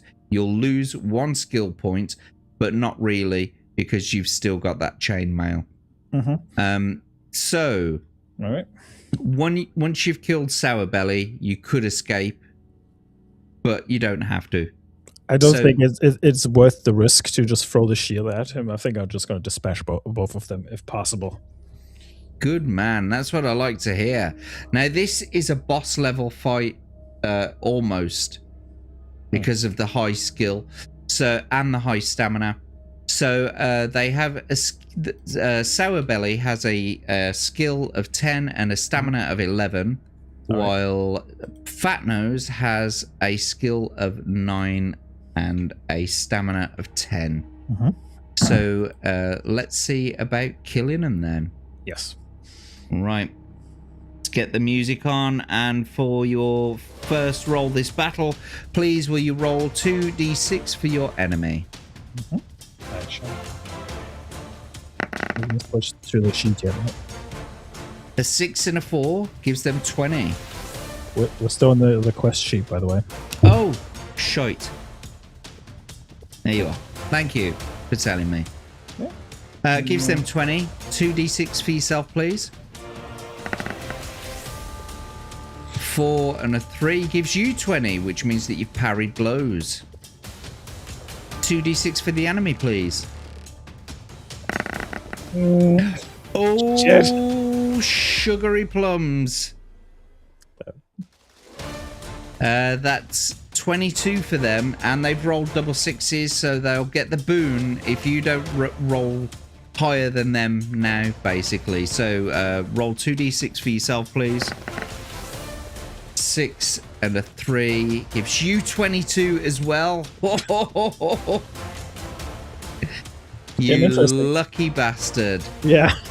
What I am going to say is because they rolled double sixes, I'm going to take 1 point away from you rather than parry. Okay. So you now have 22 stamina. 2D. Oh, you could test your luck and mitigate that point if you want to. I think I'll just roll. Okie dokie. 2d6 for the enemy then, please. 3 and 4 gives them 17. And 2 for yourself. Nice. That's what I'm talking about. There you go. 6 and 5 means you win the attack round. It's 24 to 17. And we'll bring their stamina down to 9. Test your luck. Carry on. Carry on. 2d6, please. A 1 and a 4 gives them 15. And 2 for yourself. 5 and a 5 gives you 23. So they're 15. Winning the attack round again will bring their stamina down to 7. Carry on. Yes. 2d6, please. A 5 and a 4 gives them 19. And then 2 for yourself. 2 threes gives you 19 as well. Well done. You've parried blows again. 2d6 for your enemy, please. Oh, Jesus. A 5 and a 5 gives them 20. And 2 for yourself, please. 5 and a 3 gives you 21. Well done. You win the attack round by 1 point. We'll bring their stamina down to 5. Carry on. Carry on. 2d6, please. Jesus. Stop rolling high. Well, they can't make it easy all the time, can we? True. That's true. Gives you 19 anyway. And then a 5 and a 4, same thing. Gives you 22 to their 19. Their stamina is now 3. Would you like to test your luck or carry on? Carry on. 2d6, please. 6 and a 4 gives them 20. Dang it. A 3 and a 3. I don't think you've won that round. Yep. Just by 1 point. 19 to their 20 means you lose the attack round. Your stamina is now 20. Test your luck or carry on. Carry on. 2d6 then. 5 Jesus. and a 4 gives them 19. And I can see Eclectic Goat in the chat there giving you some encouragement. Kick his ass. 4 and a 1. Not in this way, I'm afraid. That's 1 more point less than them. So we're going to have to bring your stamina down to 18. You lost the attack round. Test your luck or carry on? Carry on. 2d6 then. Are you fucking kidding me? He's been a bit relentless this time. And 2 for yourself, please. Oh, Smu. Yeah, I think this might be my demise, but we'll see. We'll see. We'll see. So that gives you 15 to their 21, and they got snake eyes as well, or you got snake eyes as well. So I'm going to take 3 away from you, bringing your stamina down to 15. Sorry, do you want to carry on? Carry on. 2d6. 5 and a 5 gives them 20. And 2d6 for yourself. Sorry, that's a 2 and a 3 gives you 18. Unlucky, my friend. Yeah, I think this might be... You've now got 13. Test your luck or carry on. Carry on. A 6 and a 1 gives them 17. Now, this is a little bit more doable. You say that. I don't know whether that's going to do it, though. Oh, you've parried blows. 17 to 17. 2d6, please. On the Armor Johnson, I'm very unlucky. I wonder why. Oh, is Hanayama here? He's Tempest Kingdom. It's Hanayama. I didn't know that. Anyway, what was that last roll? A 2 and a 5, was it? Yes. So 17 again. And 2 for yourself. A 4 and a 1. Gives you 18. Well done. You win the attack round. And we've brought their stamina down to 1. Now, you could test your luck. If you're lucky, you'll wipe him out. If you're unlucky, I'll give him a point back. But you could just take him out in the next attack round. Honestly, I'll just attempt my fate and just roll regular. Honestly, because doing the lucky thing might just kick my ass again. I don't want to. It might do, yeah. That's the chance you take, I'm afraid. 2d6 anyway. 5 and 3 gives them 18. And then 2 for yourself, please. A 4 and a 3 gives you 20. You've won the attack round, which means you've beaten old Sour Belly. Mm-hmm. And so now we're on to Fat Nose. You do have the opportunity to escape right now. Would you like to do that?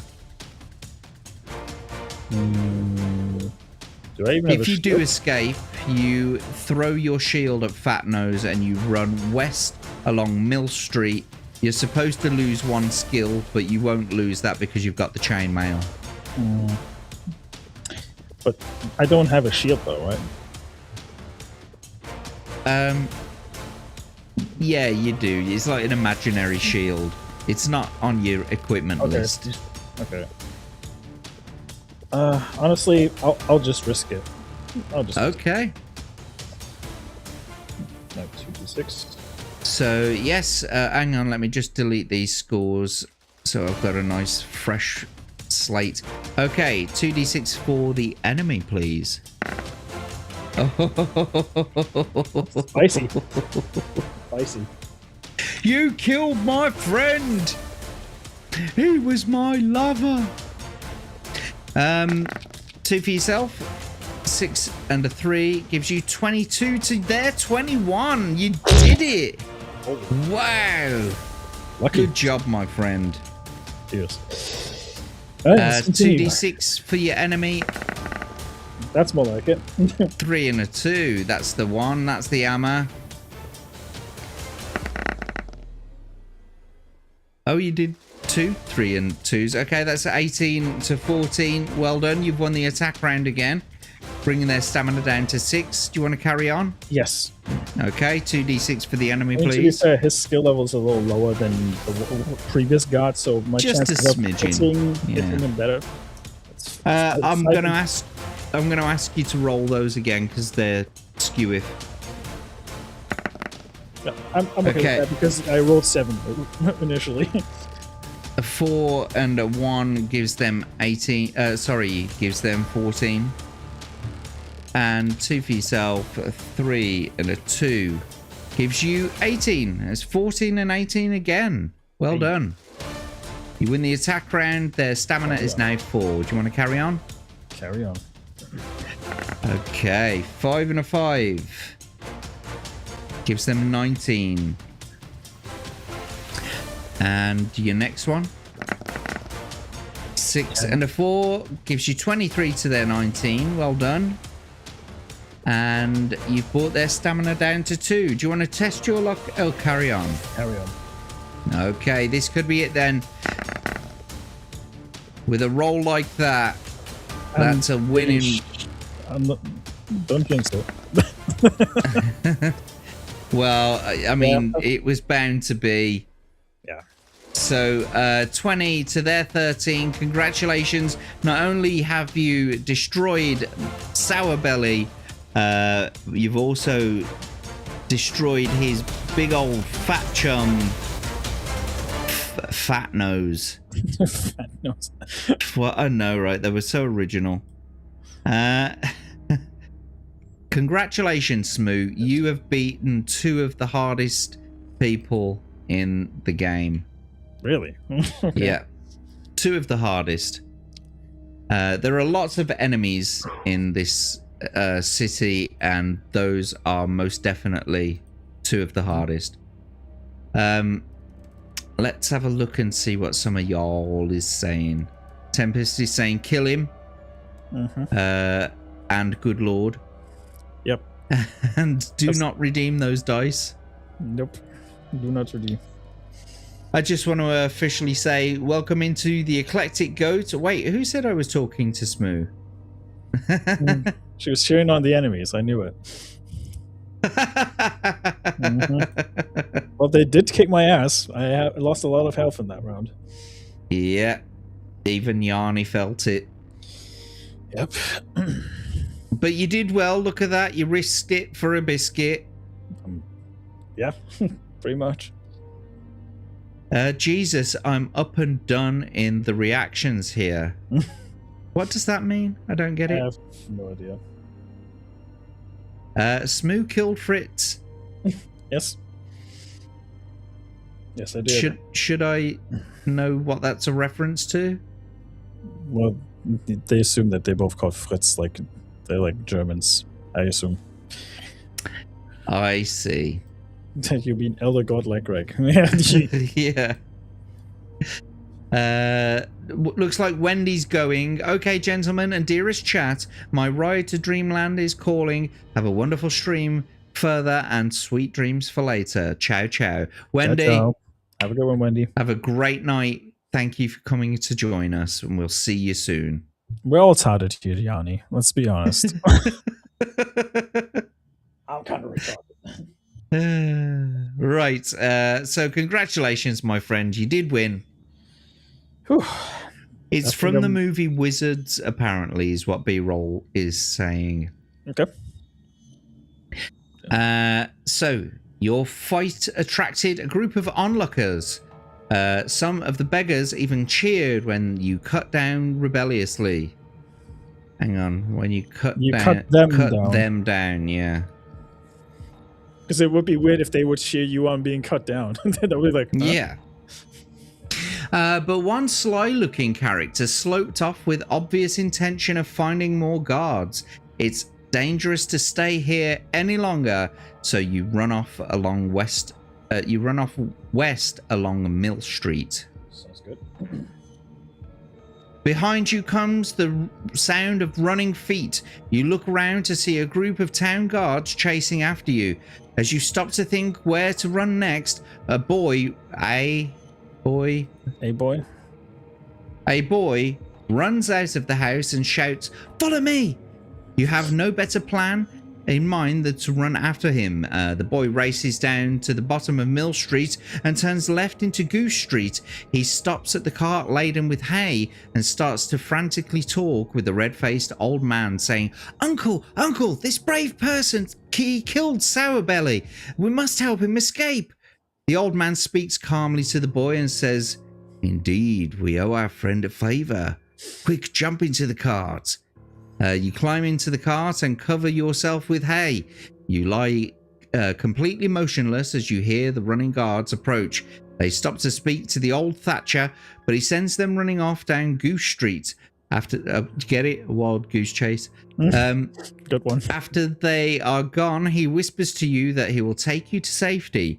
You hear him climb onto the cart and urge his horse into a slow trot. The cart bounces noisily along the cobbled street, but you feel comfortable in the hay. The cart stops and starts a few times, and you hear questioning voices. About half an hour later, the cart stops again, and the Thatcher calls out, "You can come out now." The poke at your head Sorry, you poke your head out of the hay and are surprised to see that you are on the edge of a wood. To the west, you can see the daunting shape of Port Blacksand, and you jump out of the cart and thank the Thatcher for his trouble. He says goodbye to you and wheels his cart round to return to Port Blacksand. Do you have all the items required to slay the Night Prince? And have you been tattooed? You've definitely been tattooed. Now, what did you need? You needed a silver arrow. Mm-hmm. From the witch. Although I know that you did buy the silver arrow, I didn't add it to your inventory, but I have now. I definitely bought it, yeah. So let's get your adventure sheet up quickly. Okay. You have the lotus flowers, 6 black pearls, the hag's hair, the silver arrow, and the tattoo. Mm-hmm. I think that's all of the items, isn't it? I think so. B-roll saying proceed to page 1. Go back to the beginning.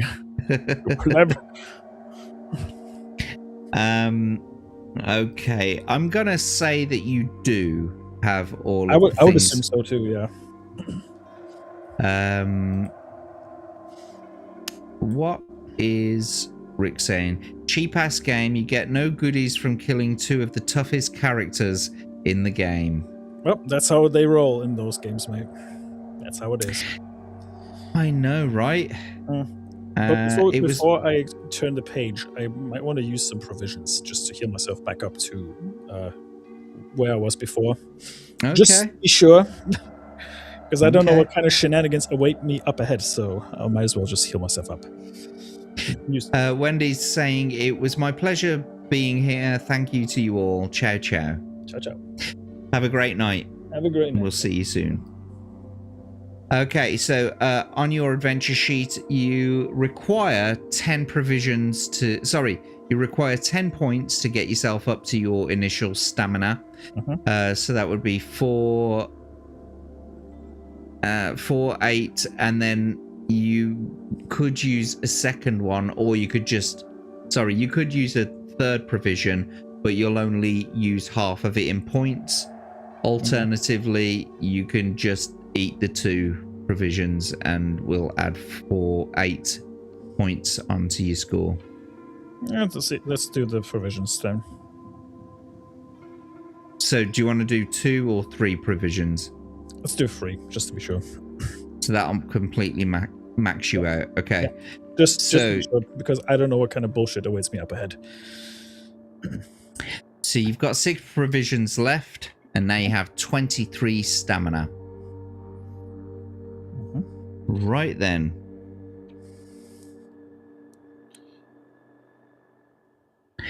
You have turned... Can I redeem an extra life? Or is it too late? Actually. Just in case.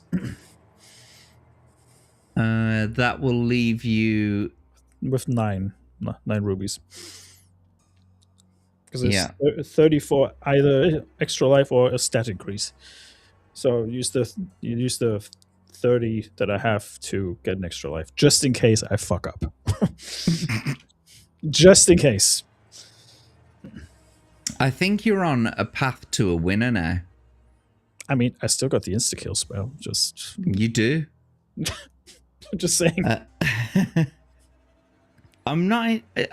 I'm of 2 minds whether or not you can use it on Zanbar Bone. That'd be bullshitting. Like I could say like, well, if I die, then I can just resurrect myself and then do it. But I think I'll just play it honest for the time being.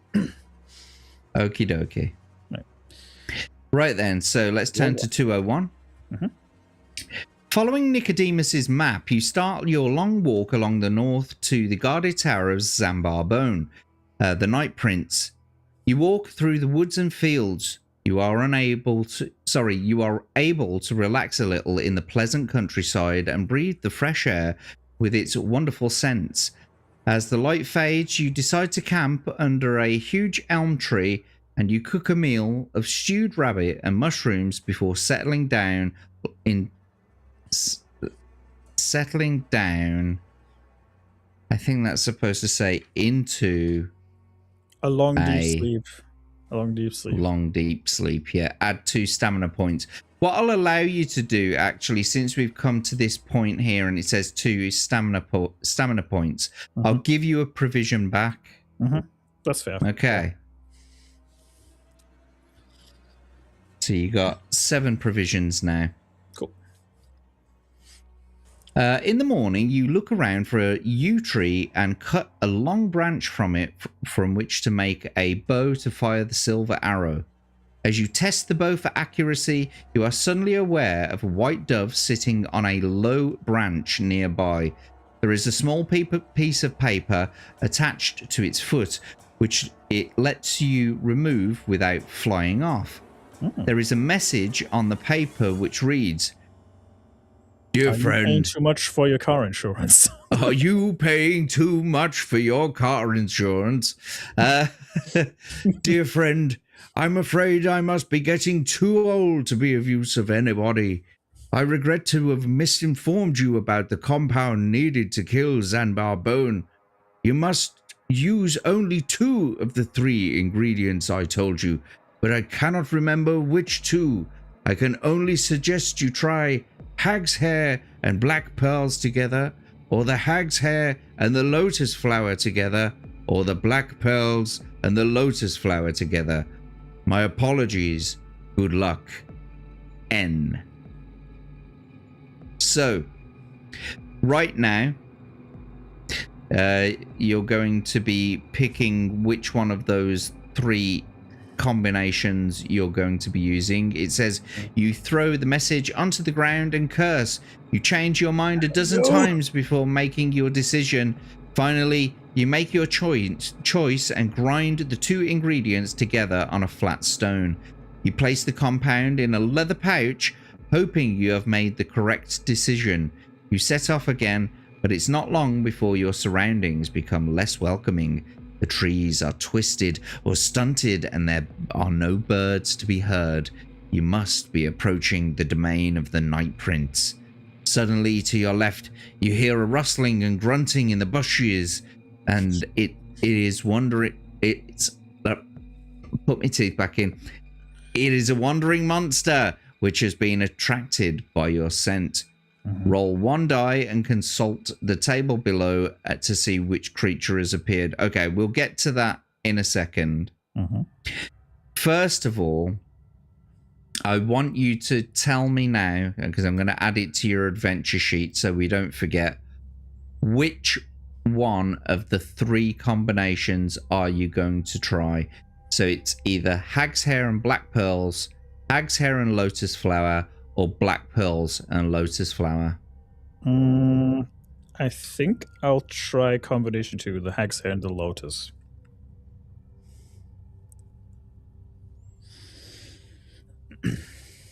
There was one other thing that I meant to actually ask you before the stream, rather than ask you live on the stream. Last time, you were only able to do 2 hours, which brought you up to 12 o'clock. We've just passed 12 o'clock. Are you okay to carry on? Yeah, I'm okay to carry on. Okay. No problem. Okie dokie. So you've chosen hag's hair and lotus. Now, let's get down to business. I want you to roll 1d6, please, and whichever one matches the number, that's what you're going to be fighting. Okie dokie. I knew They it. have a cave troll. Oh well. I can kill it in under 30 seconds like Galadriel. I hope you can, mate. Or you could use the insta-kill spell. Nah, it'll be fine. It'll be fine. Right then, so you're going to be fighting the cave troll. It has a skill of 8 and a stamina of 7. So, without I was further kind of ado, hoping there would be the pygmy, but it's fine. Me too. All right. You know, like just secretly, I was hoping it was going to be the pygmy too. Mm-hmm. Right, here we go then. Let's get into battle. Right, 2. So 2d6 for your enemy. That's a 5 and a 2. That's too many 5s and 2s that have come out of this, because the last score, the last thing that you rolled was a 2 and a 5. Yeah.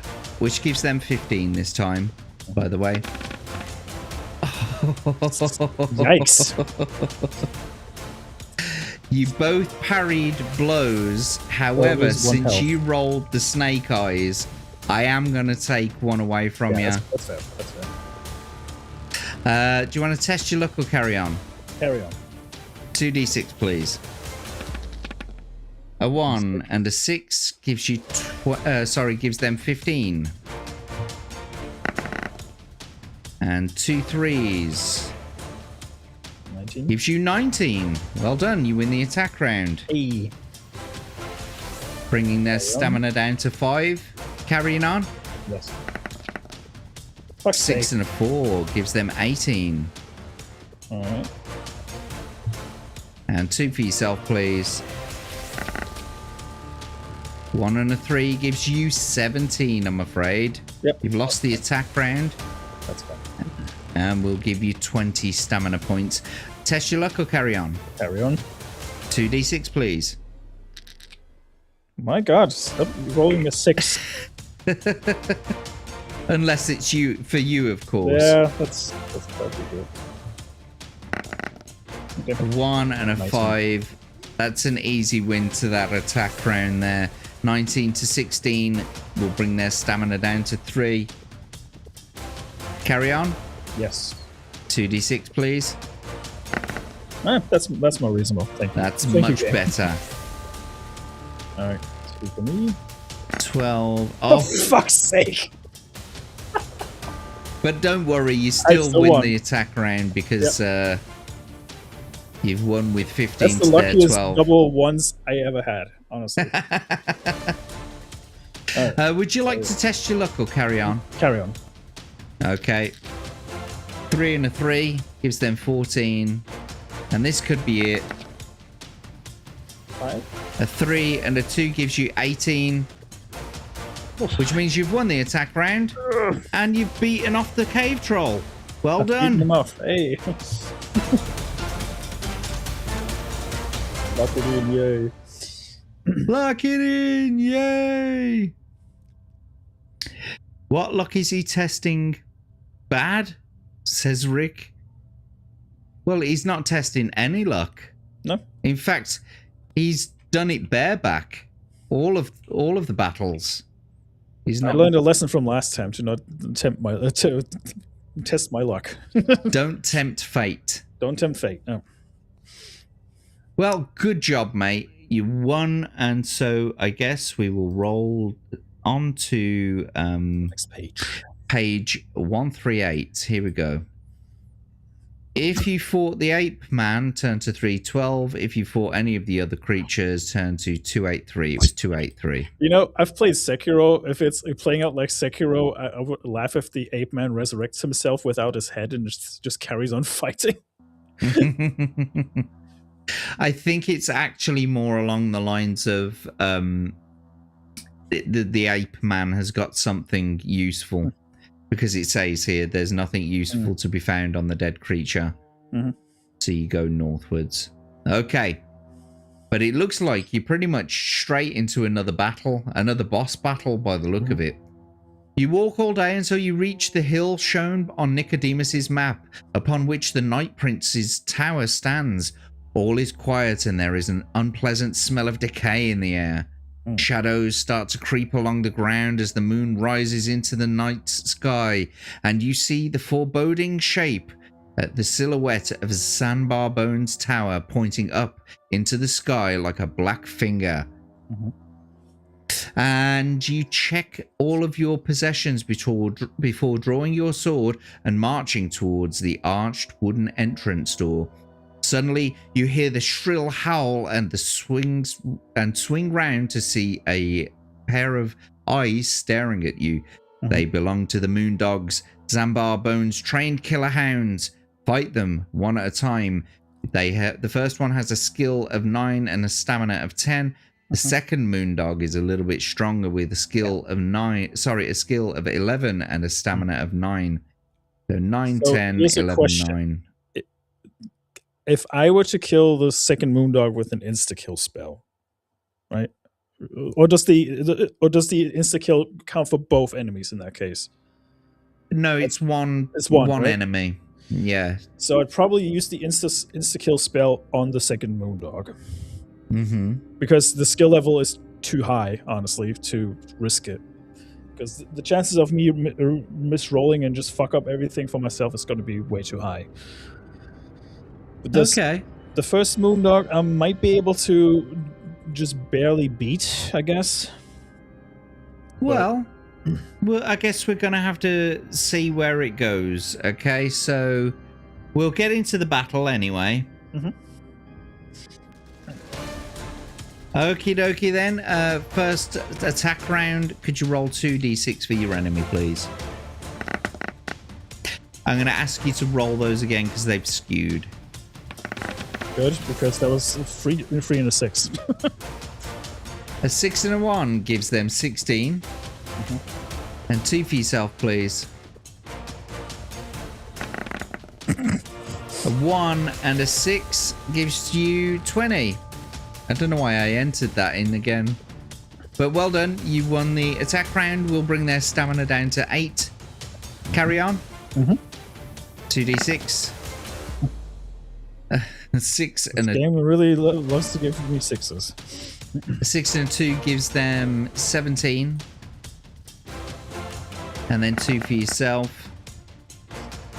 5 and a 4 gives you 22. You won the attack round. Well done. Cheers. We'll bring their stamina down to 6. And I assume you want to carry on and roll 2d6 for your enemy. You know the good old saying of the Queen song? Carry on, carry on. But it doesn't really matter. 1 and 3. Yes, and that gives them 13. That's the lowest roll I had in the last couple of rounds. 2 and a 2 gives you 17 to their 13. You've won the attack round. And their stamina is now 4. 2d6, please. Yes, sir. And happy birthday, Abe. You're officially ancient now. Of course, it's 6:15 here in the UK, which means that it is now Abe's birthday. I didn't quite catch those numbers on that dice there. It was 1 and 3 again. Was it indeed? I'll take your word for it. 1 and a 3. But happy birthday to Abe, who is now 21 again. 1 and a 4. He wishes. 18 to 13. You win the attack round, and their stamina is now 2. Test your luck or carry on. Carry on. 2 and a 6 gives them 17. That's alright. And 2 for yourself, please. A 5 and a 4 gives you 22, which means you win the attack round. You've beaten the first Moondog off. Let's go. And so now is your choice. You can either use the insta-kill spell, or you can just try and... I won't risk it. I'll just kill him instantly. Okie dokie then. So we'll take away your insta-kill spell, and we'll bring their stamina down to 0 because you wave your hand in the air and you say the incantation abracadabra. I do the ancient dance of ray gun. The dance of the my velociraptor. Is that it? Yes. Is that what you did? Yeah. Okay. And lo and behold, the second Moondog cracks into several pieces and shatters into dust. Mr. Stark, I don't feel so good. Why can I hear rushing in my ear? Hold on. Please fix my camera real quick. There you go. Come on. Well done, Smu. A little bit of help from the chat there. Thank you, guys. the lovely donators. That's actually an insta-kill spell carried forward from the last stream. It was. It was. So 259, here we go. You wipe the blood from your sword and walk toward the wooden door. You try the handle, but it's locked. If you have a skeleton key, turn to 228. Otherwise, you may pull on a cord or attempt to charge the door. Now, I actually think you have the skeleton key. Yeah. Yeah, I think I have. You do. I'm looking at it right now in your inventory. Smell of toast. Yeah, the dog definitely smelled toast. The key fits the lock, which clicks open as you turn it. You open the door and enter a beautifully floored hallway. Take a deep You breath. open the door and enter a beautiful marble-floored hallway. Mm-hmm. On 3 of the floor. Take a breath. Take a sip of water. 3 of the 4 walls hang portraits of evil-looking men and women, but on the far wall hang 2 iron shields. The crest on one is a tower, and on the other a unicorn. A spiral staircase leads up from the center of the hallway to a floor above. So will you take the shield with the tower crest, or take the shield with the unicorn crest, or just climb the staircase? I'll take the shield with the tower crest. Okie dokie. I'm just logging you what's it, because you've still got your backtrack, remember? 228. The tower crest, 125.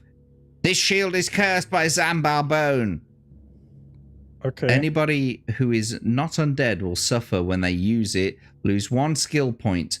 Unable to rid yourself of the handicap, you walk over to the spiral staircase and climb up it. Now, that isn't too bad because you're still wearing the chainmail. You have actually lost 2 current skill at this point, but because you have the chainmail, those are taken back up again.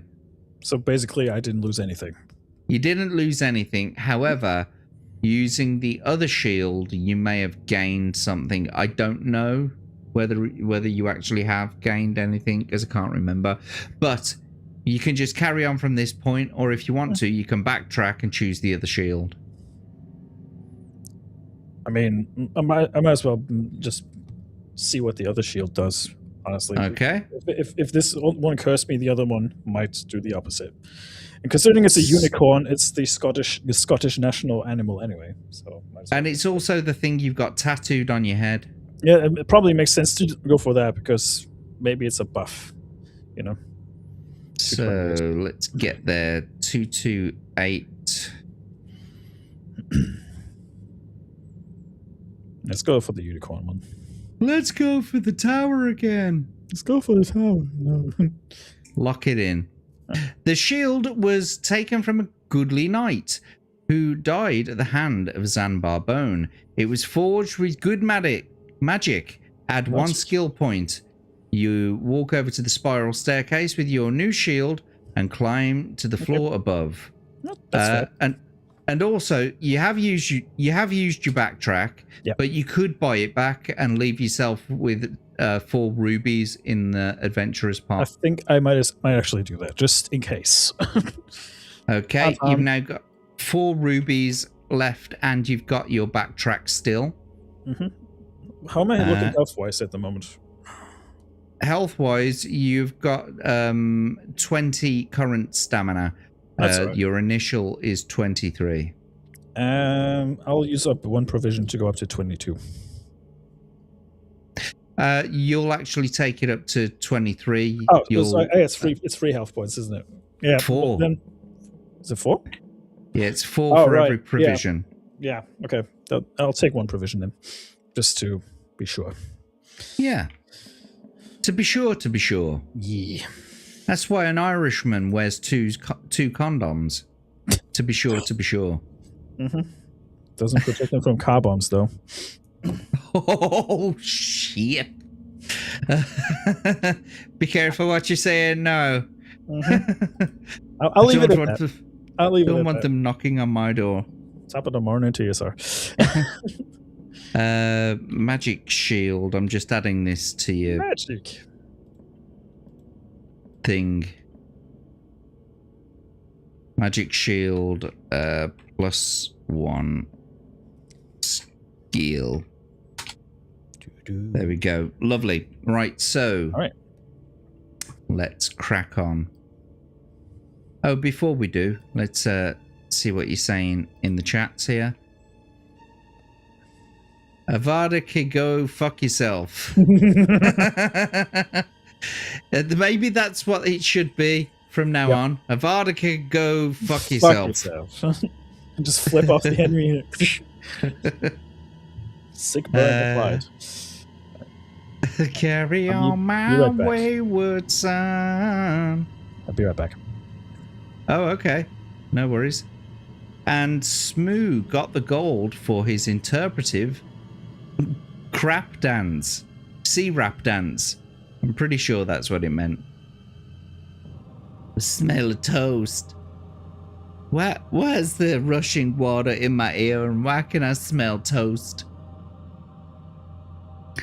Woo, good choice, says Yarnwich. I'm so glad you're all here. Thank you for joining us. I can see that there are 12 people over on the Rumble side. If ad reads were a thing, now would be the perfect time to do one. But I'm not doing those freaking things anymore. So, yeah, no. But yes, I'd also just want to say once again a very big happy birthday to Abe. I'm not entirely sure how old he is. No one is. But happy birthday to you. And there's all of the well wishes from your colleagues and friends there. Abe, you leveled up officially. I just realized the time. Yes. But yes, happy birthday, mate. And I hope you have a good day and a good night. And there he is. God bless him. Actually, whilst we're taking this little break, I'm going to take the opportunity to wet me whistle. I'm surprised you haven't taken a sip since we started. I try not to. I try to hang on as long as I possibly can. B-roll saying, I'm really glad they dropped the ad read requirement. It was ridiculous. Yeah. I think raiding I wouldn't have felt comfortable reading ads on stream, to be honest with you. I think the raids work better. Like having that as a requirement rather than the ad read works better. It sort of networks people a little bit better. You can still do the ad reads as long as you've got enough people, but it just doesn't go towards the metrics for the Rumble Creator program. So anyway, going back to the drink thing, I don't necessarily need a drink because I'm constantly puffing on this thing, and this kind of lubricates the mouth a little bit. That's fair. Yeah. Lube. All right. Raids are, okay. The thing is, raids also drive traffic to the website a lot more, in my opinion, and that's why I think raids make more sense. Just to like piggyback off what you were saying earlier. I think it's absolutely right, and I also like what B-roll says here. Raids help the community. Stopping my show for 27 cents does not. Yeah, exactly. Raids are much better for networking. Yep. Yeah. I'm sharing that sentiment. Okie dokie. So let's get on with it then. You've climbed the staircase. Looking up, you see that the staircase goes all the way up to the top of the tower. You stop off at the first floor and walk along the landing to a door. The door opens into a large room which contains a comfortable, made-up bed. Do you want to lock the door and go to sleep for the night, or do you want to explore the tower further? I think I'll rest.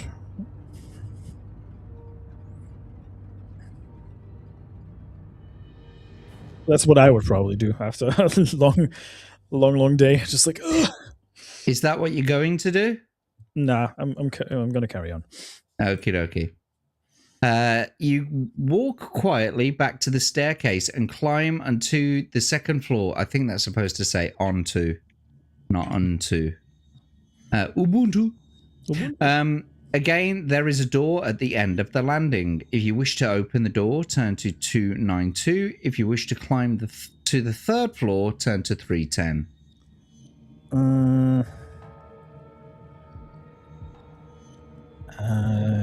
I'll carry on to the third floor. You climb up to the third floor and see another door at the end of the landing. Do you wish to open the door or climb to the next floor? Next floor. Just not looking in any of the rooms. Some things could help you, but just carrying on to the next floor. Okay. On the next floor, there are two doors adjacent to one another on the landing. One is painted white and the other is black. Suddenly, a voice calls out from nowhere saying, "Oh, foolish adventurer. Why do you even consider it a remote possibility that you can defeat me, the almighty Zanbar Bone? I am following your every move, but you do not know where I am." Ha! Ha! Ha! That was a good Alan Rickman impression. No, it wasn't. It was shit. But nevertheless, it was your boy. It was your boy Charles Dance. Are you going to open the white door, the black door, or carry on up the stairs? I'll tempt my fate and open the white door. The white door. Okay, here we go.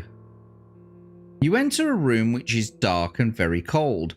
The walls and floor are made of rough stone, and the room is empty except for a decorated sarcophagus.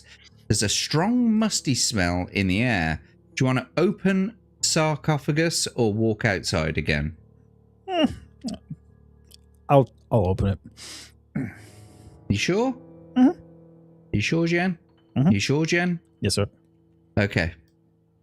You lift the lid of the sarcophagus and you see a human body completely encased in old bandages.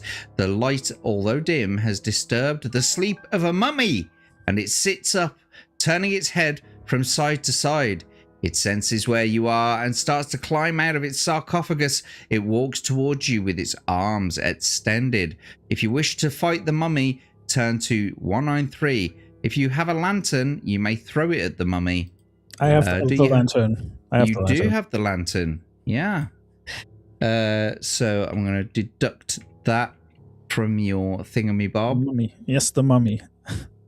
The mummy. Yeah. M-O-O. The M-O-M-M-Y. The lantern breaks on impact with the mummy and it covers it with burning oil. Flames spread quickly along the dry bandages and the mummy is soon consumed by fire. Easy. If you wish to inspect the open sarcophagus, turn to 163. If you wish to leave the room immediately, turn to 231. I mean, I open it, so I might as well check what's inside. You might as well. It could be nothing. It could be a nothing burger. Could be toilet paper. The sarcophagus contains a gold ring which has an eye etched into its top. You found the long-lost ring of the golden eye, fabled for its ability to allow its wearer to detect illusions. Ooh. Add 2 luck points and turn to 231. So I can't give you 2 luck points, but I can give you 1 luck point, and now you're maxed out. Yep, that's all right. To 9. Golden night. Dun, dun, dun. Great film. Great soundtrack as well. Mm-hmm. Written by U2. That was actually GoldenEye, if you'll believe that. Really? Yep. Crazy. Okay. GoldenEye. Considering how she sings it, it sounds like something Bono would sing. No, seriously. If you sometimes if you listen to ghost-written songs and you hear the people singing the song, and you know who wrote the song, it makes absolute sense. Like with sometimes it's a dead giveaway with some people. I can't hear anybody else but Tina Turner singing that song. That's the thing, yeah. Yep. Anyway, okay. You're outside on the landing, and you may either enter the black door or walk up the stairs. I'm all about segregation. Let's look at the black door. Okie dokie. Might as well. 231 you're on currently. Okay, open the black door and enter. You open the door and enter a room which is adorned with macabre objects and paintings. A black cat is sitting in front of a table covered in a black cloth. 2 black candles are burning on either side of a mirror on the far wall. On the table lies an open chest containing a golden skull. Will you walk over to the chest, close the door and open the white door if you've not done so already, or close the door and walk back to the staircase to climb up to the next floor? I still got one backtrack, right? You've still got to backtrack. Okay, I'll walk over to the chest. Are you wearing the ring of the golden eye? I am. Are. A voice in your mind tells you that the chest is an illusion and does not exist. Also, you see that the black cat is not what you thought it was. Before stands you a black-robed skeleton with green translucent eyes, wearing a golden crown on its skull. Zanbar Bone! Before you have time to notch your arrow, the Night Prince pulls 3 teeth from its mouth and throws them on the floor. They explode in puffs of smoke, and out of them step 3 skeletons armed with swords, and you have to fight them one at a time. Are you happy for this to happen? Yeah? Yeah. Okie dokie. I expected a worse outcome, honestly. I mean, I would have dreaded to go into that room first and then go into the white room after that. Because what would have happened then? I probably would have been dead. Yeah. Right, here we go then. So the first skeleton's got skill of 6 and stamina of 7. Skill 6 and stamina of 7. The second skeleton has 8 and 6. And we'll come to the other one afterwards. Right. So without further ado, let's get into the battle. 2d6 for your enemy, please. I've got 4 rubies left, by the way, Crimson. Yeah, he's got 4 rubies. A 4 and a 2. He's got rubies on his boobies. So anyway, a 4 and a 2 gives them 12, and a 4 and a... Where's it gone? There you go. A 4 and a 6, that's 65. 4 and a 6, wow, that's a high score. 23 to their 12. Bring their stamina down to 5. Do you want to carry on? Carry on. Okie dokie, 2d6 please. A 3 and a 2 gives them 11. And 2 for yourself, please. That's a 3 and a 2 again. Gives you 18. You win the attack round. Well done. Their stamina is now 3. Test your luck or carry on. Okie dokie. 4 and a 5 gives them 15. And a 2 and a 4 gives you 19 to their 15. Congratulations, you won the attack round again. And that brings their stamina down to 1. Test your luck or carry on. I'll carry on. 2d6 then, please. A 2 and a 3 gives them 11 again. And then 2 for yourself, a 2 and a 1. That gives you 16. Yeah. 16. You won the attack round, which means that you've beaten back the first skeleton. Yep. What was that last skeleton? 7 and 7. Okay. 7 and 6, 7. You know. Apples and oranges. Yeah, exactly. Right, 2d6 for your enemy, please. Hey. 6 and a 3 gives them 17.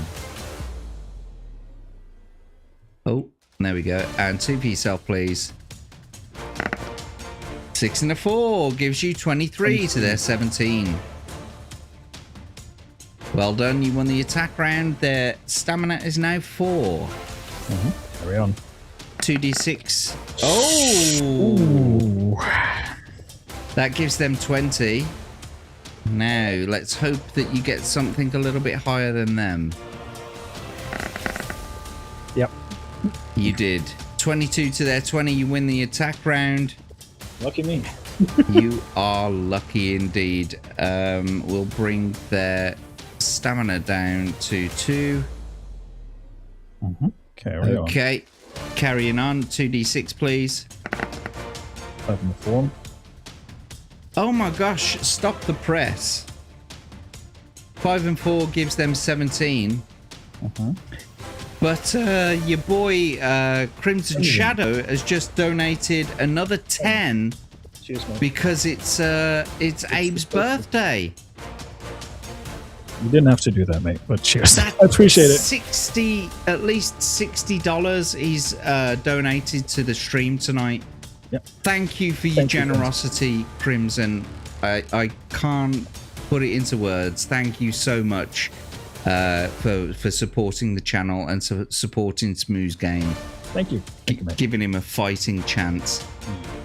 Not that he needs it so much in this battle so far. Can we have 2d6 for yourself, please? 8. A 5 and a 3. There you go. That's 21 to their 17. You've won the attack round and you've beaten back that second skeleton. Hey. Now it's on to the final skeleton with a skill of 7 and a stamina of 7. Give us 2d6 for your enemy, please. 3 and 2 gives them 12.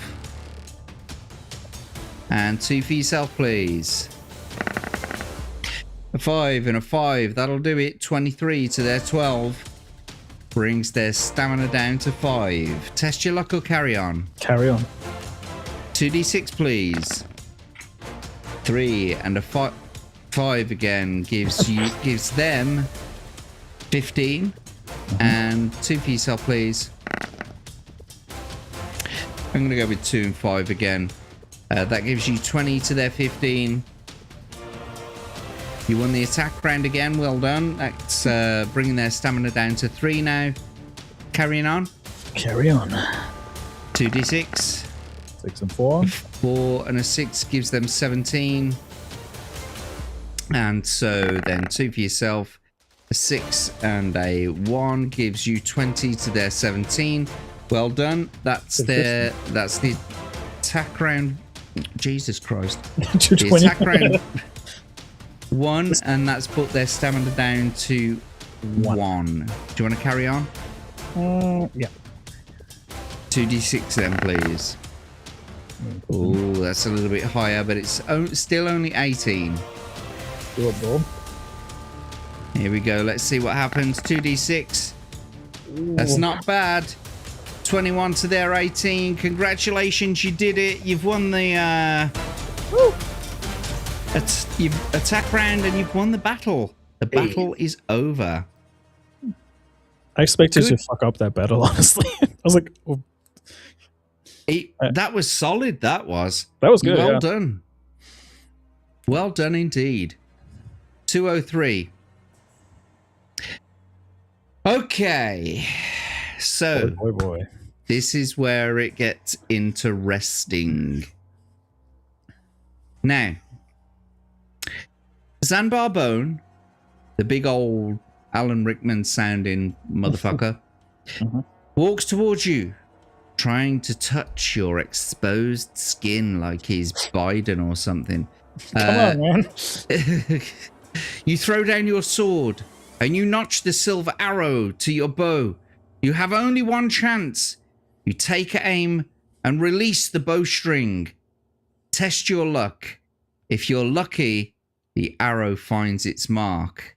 So, test your luck, please. You've got to get 9 or below on 2d6.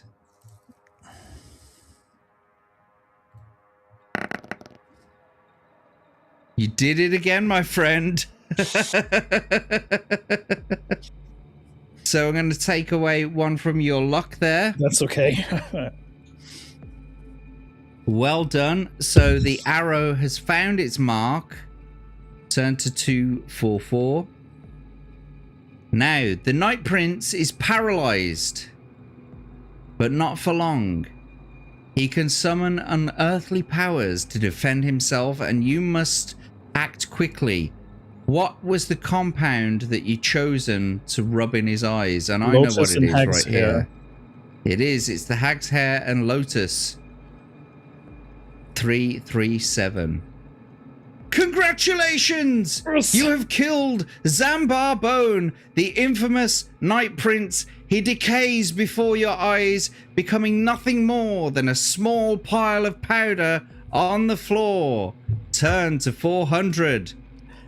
You leave Zambar Bone's Black Tower as quickly as you can, not wishing to spend another moment in that infernal place. Before leaving, however, you set alight it so that no evil entity may ever use it again for foul deeds. Mm-hmm. You sleep the rest of the night and long into the next morning in a hayfield before setting off for Silverton in the afternoon. Battle-weary and hungry, you arrive in Silverton in the same evening. You are given a hero's welcome, and a gift after gift is bestowed upon you. A feast is arranged, and there is laughter and music and drinking in all the streets. Finally, Owen Caroliff makes a speech and presents you with a gold orb worth hundreds of gold pieces. The people of Silverton are joyous once again. And, my friend,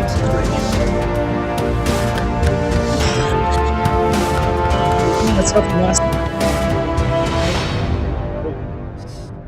congratulations. You are one of the very few winners of Read and Roll, and one of the few winners of this book in particular.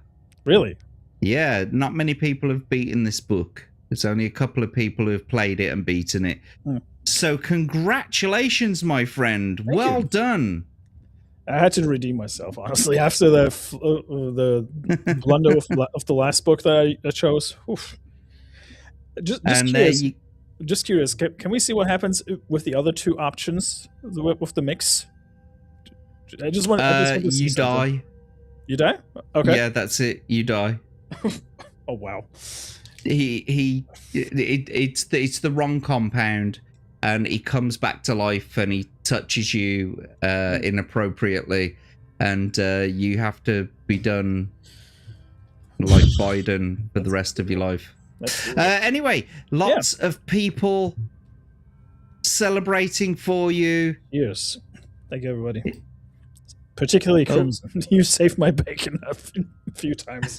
And what's more, mate, is now you get to pay that 14 you get to pay that 14 rubies forward to the next player. Yep. Which is nice. Yep. I hope they put it to good use, you know. How do you feel, mate?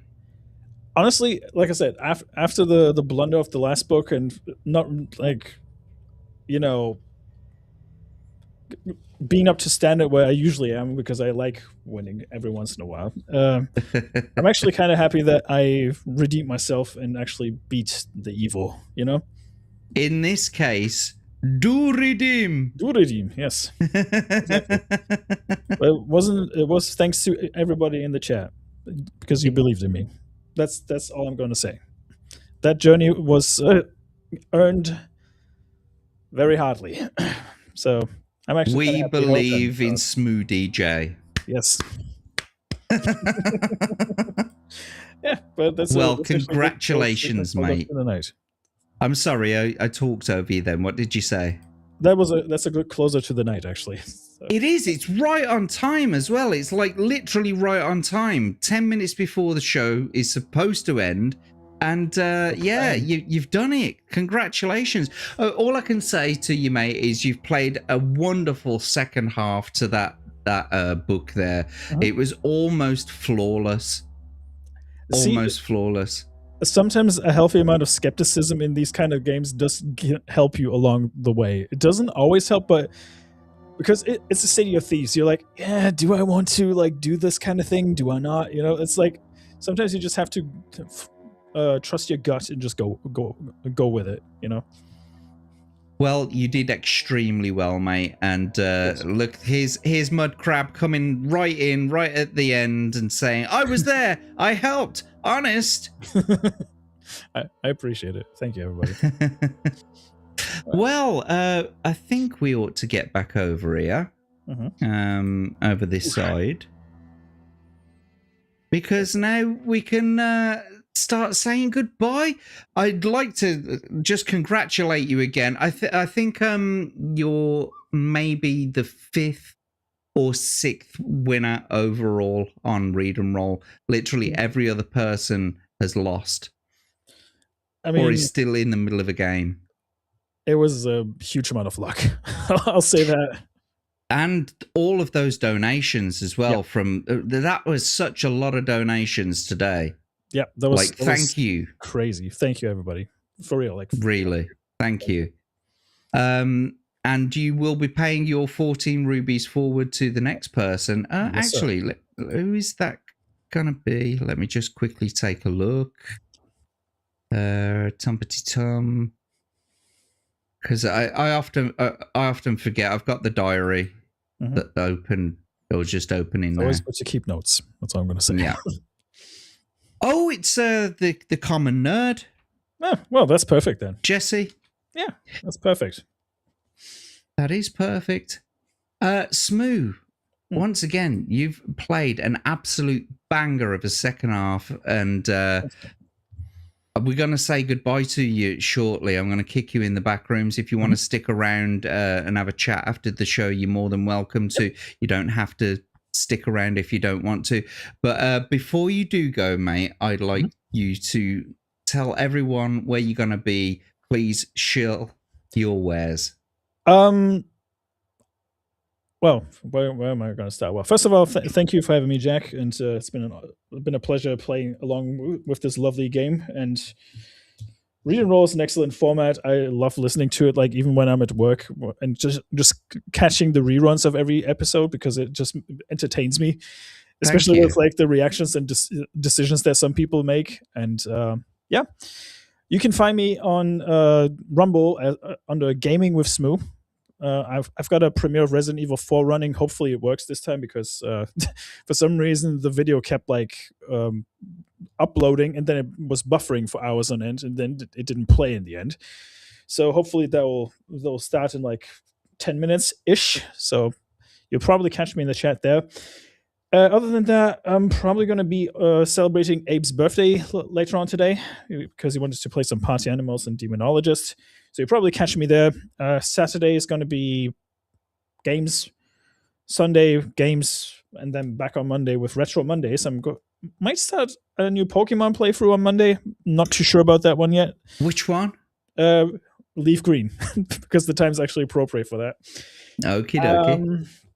Yeah, other than that, I'll probably play Resident Evil 9 next week as well because the game is actually coming out today, I think, on Friday. And yeah, just keep your eyes peeled on the socials. Which Resident Evil is that? Resident Evil 9, the newest one. Ah, okay. That's being released tomorrow. That's being released, well, Friday, so technically today. Yeah. But very late today.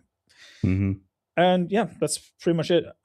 I will get back to you about the map because I'm actually thinking about like taking some of the script from both streams and just merge them and see what the AI will spit out for us and maybe make a little video. So that's what I'm like secretly working on. Like I'm secretly working on that in the background. Well, it's no secret anymore, but I'm going to be very intrigued to see this. Me too, because I'm curious what the AI will make out of that, just to see it. But yeah, yeah, I'm just excited that it worked out and that I didn't go out on a disappointment, to be honest with you, because I wanted to redeem myself.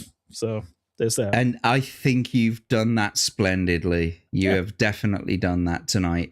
Well, all of Smu's links are down in the description below. At least I think all of Smu's links are down in the description below. If the link tree is in there, then all of his links are there. As I've said, Smu, you played a blinder of a game, and I'm so glad to have had you back on the show. Can't wait to have you back again. Let's not leave it 5 months next time. Yeah, let's make it a little sooner. Yeah. But for now, my friend, I'm going to say goodbye to you. So thanks for coming on, and we will see you next time, my friend. We shall. And I am Jack Tarlad, of course. You can catch me on all of my socials at Jack Tarlad. You can look at my Twitter bio, and it's got my link tree in there. You can find me tomorrow doing some Minecraft streams in the morning, and I'm doing a Rumble Premium stream in the afternoon. So look out for those.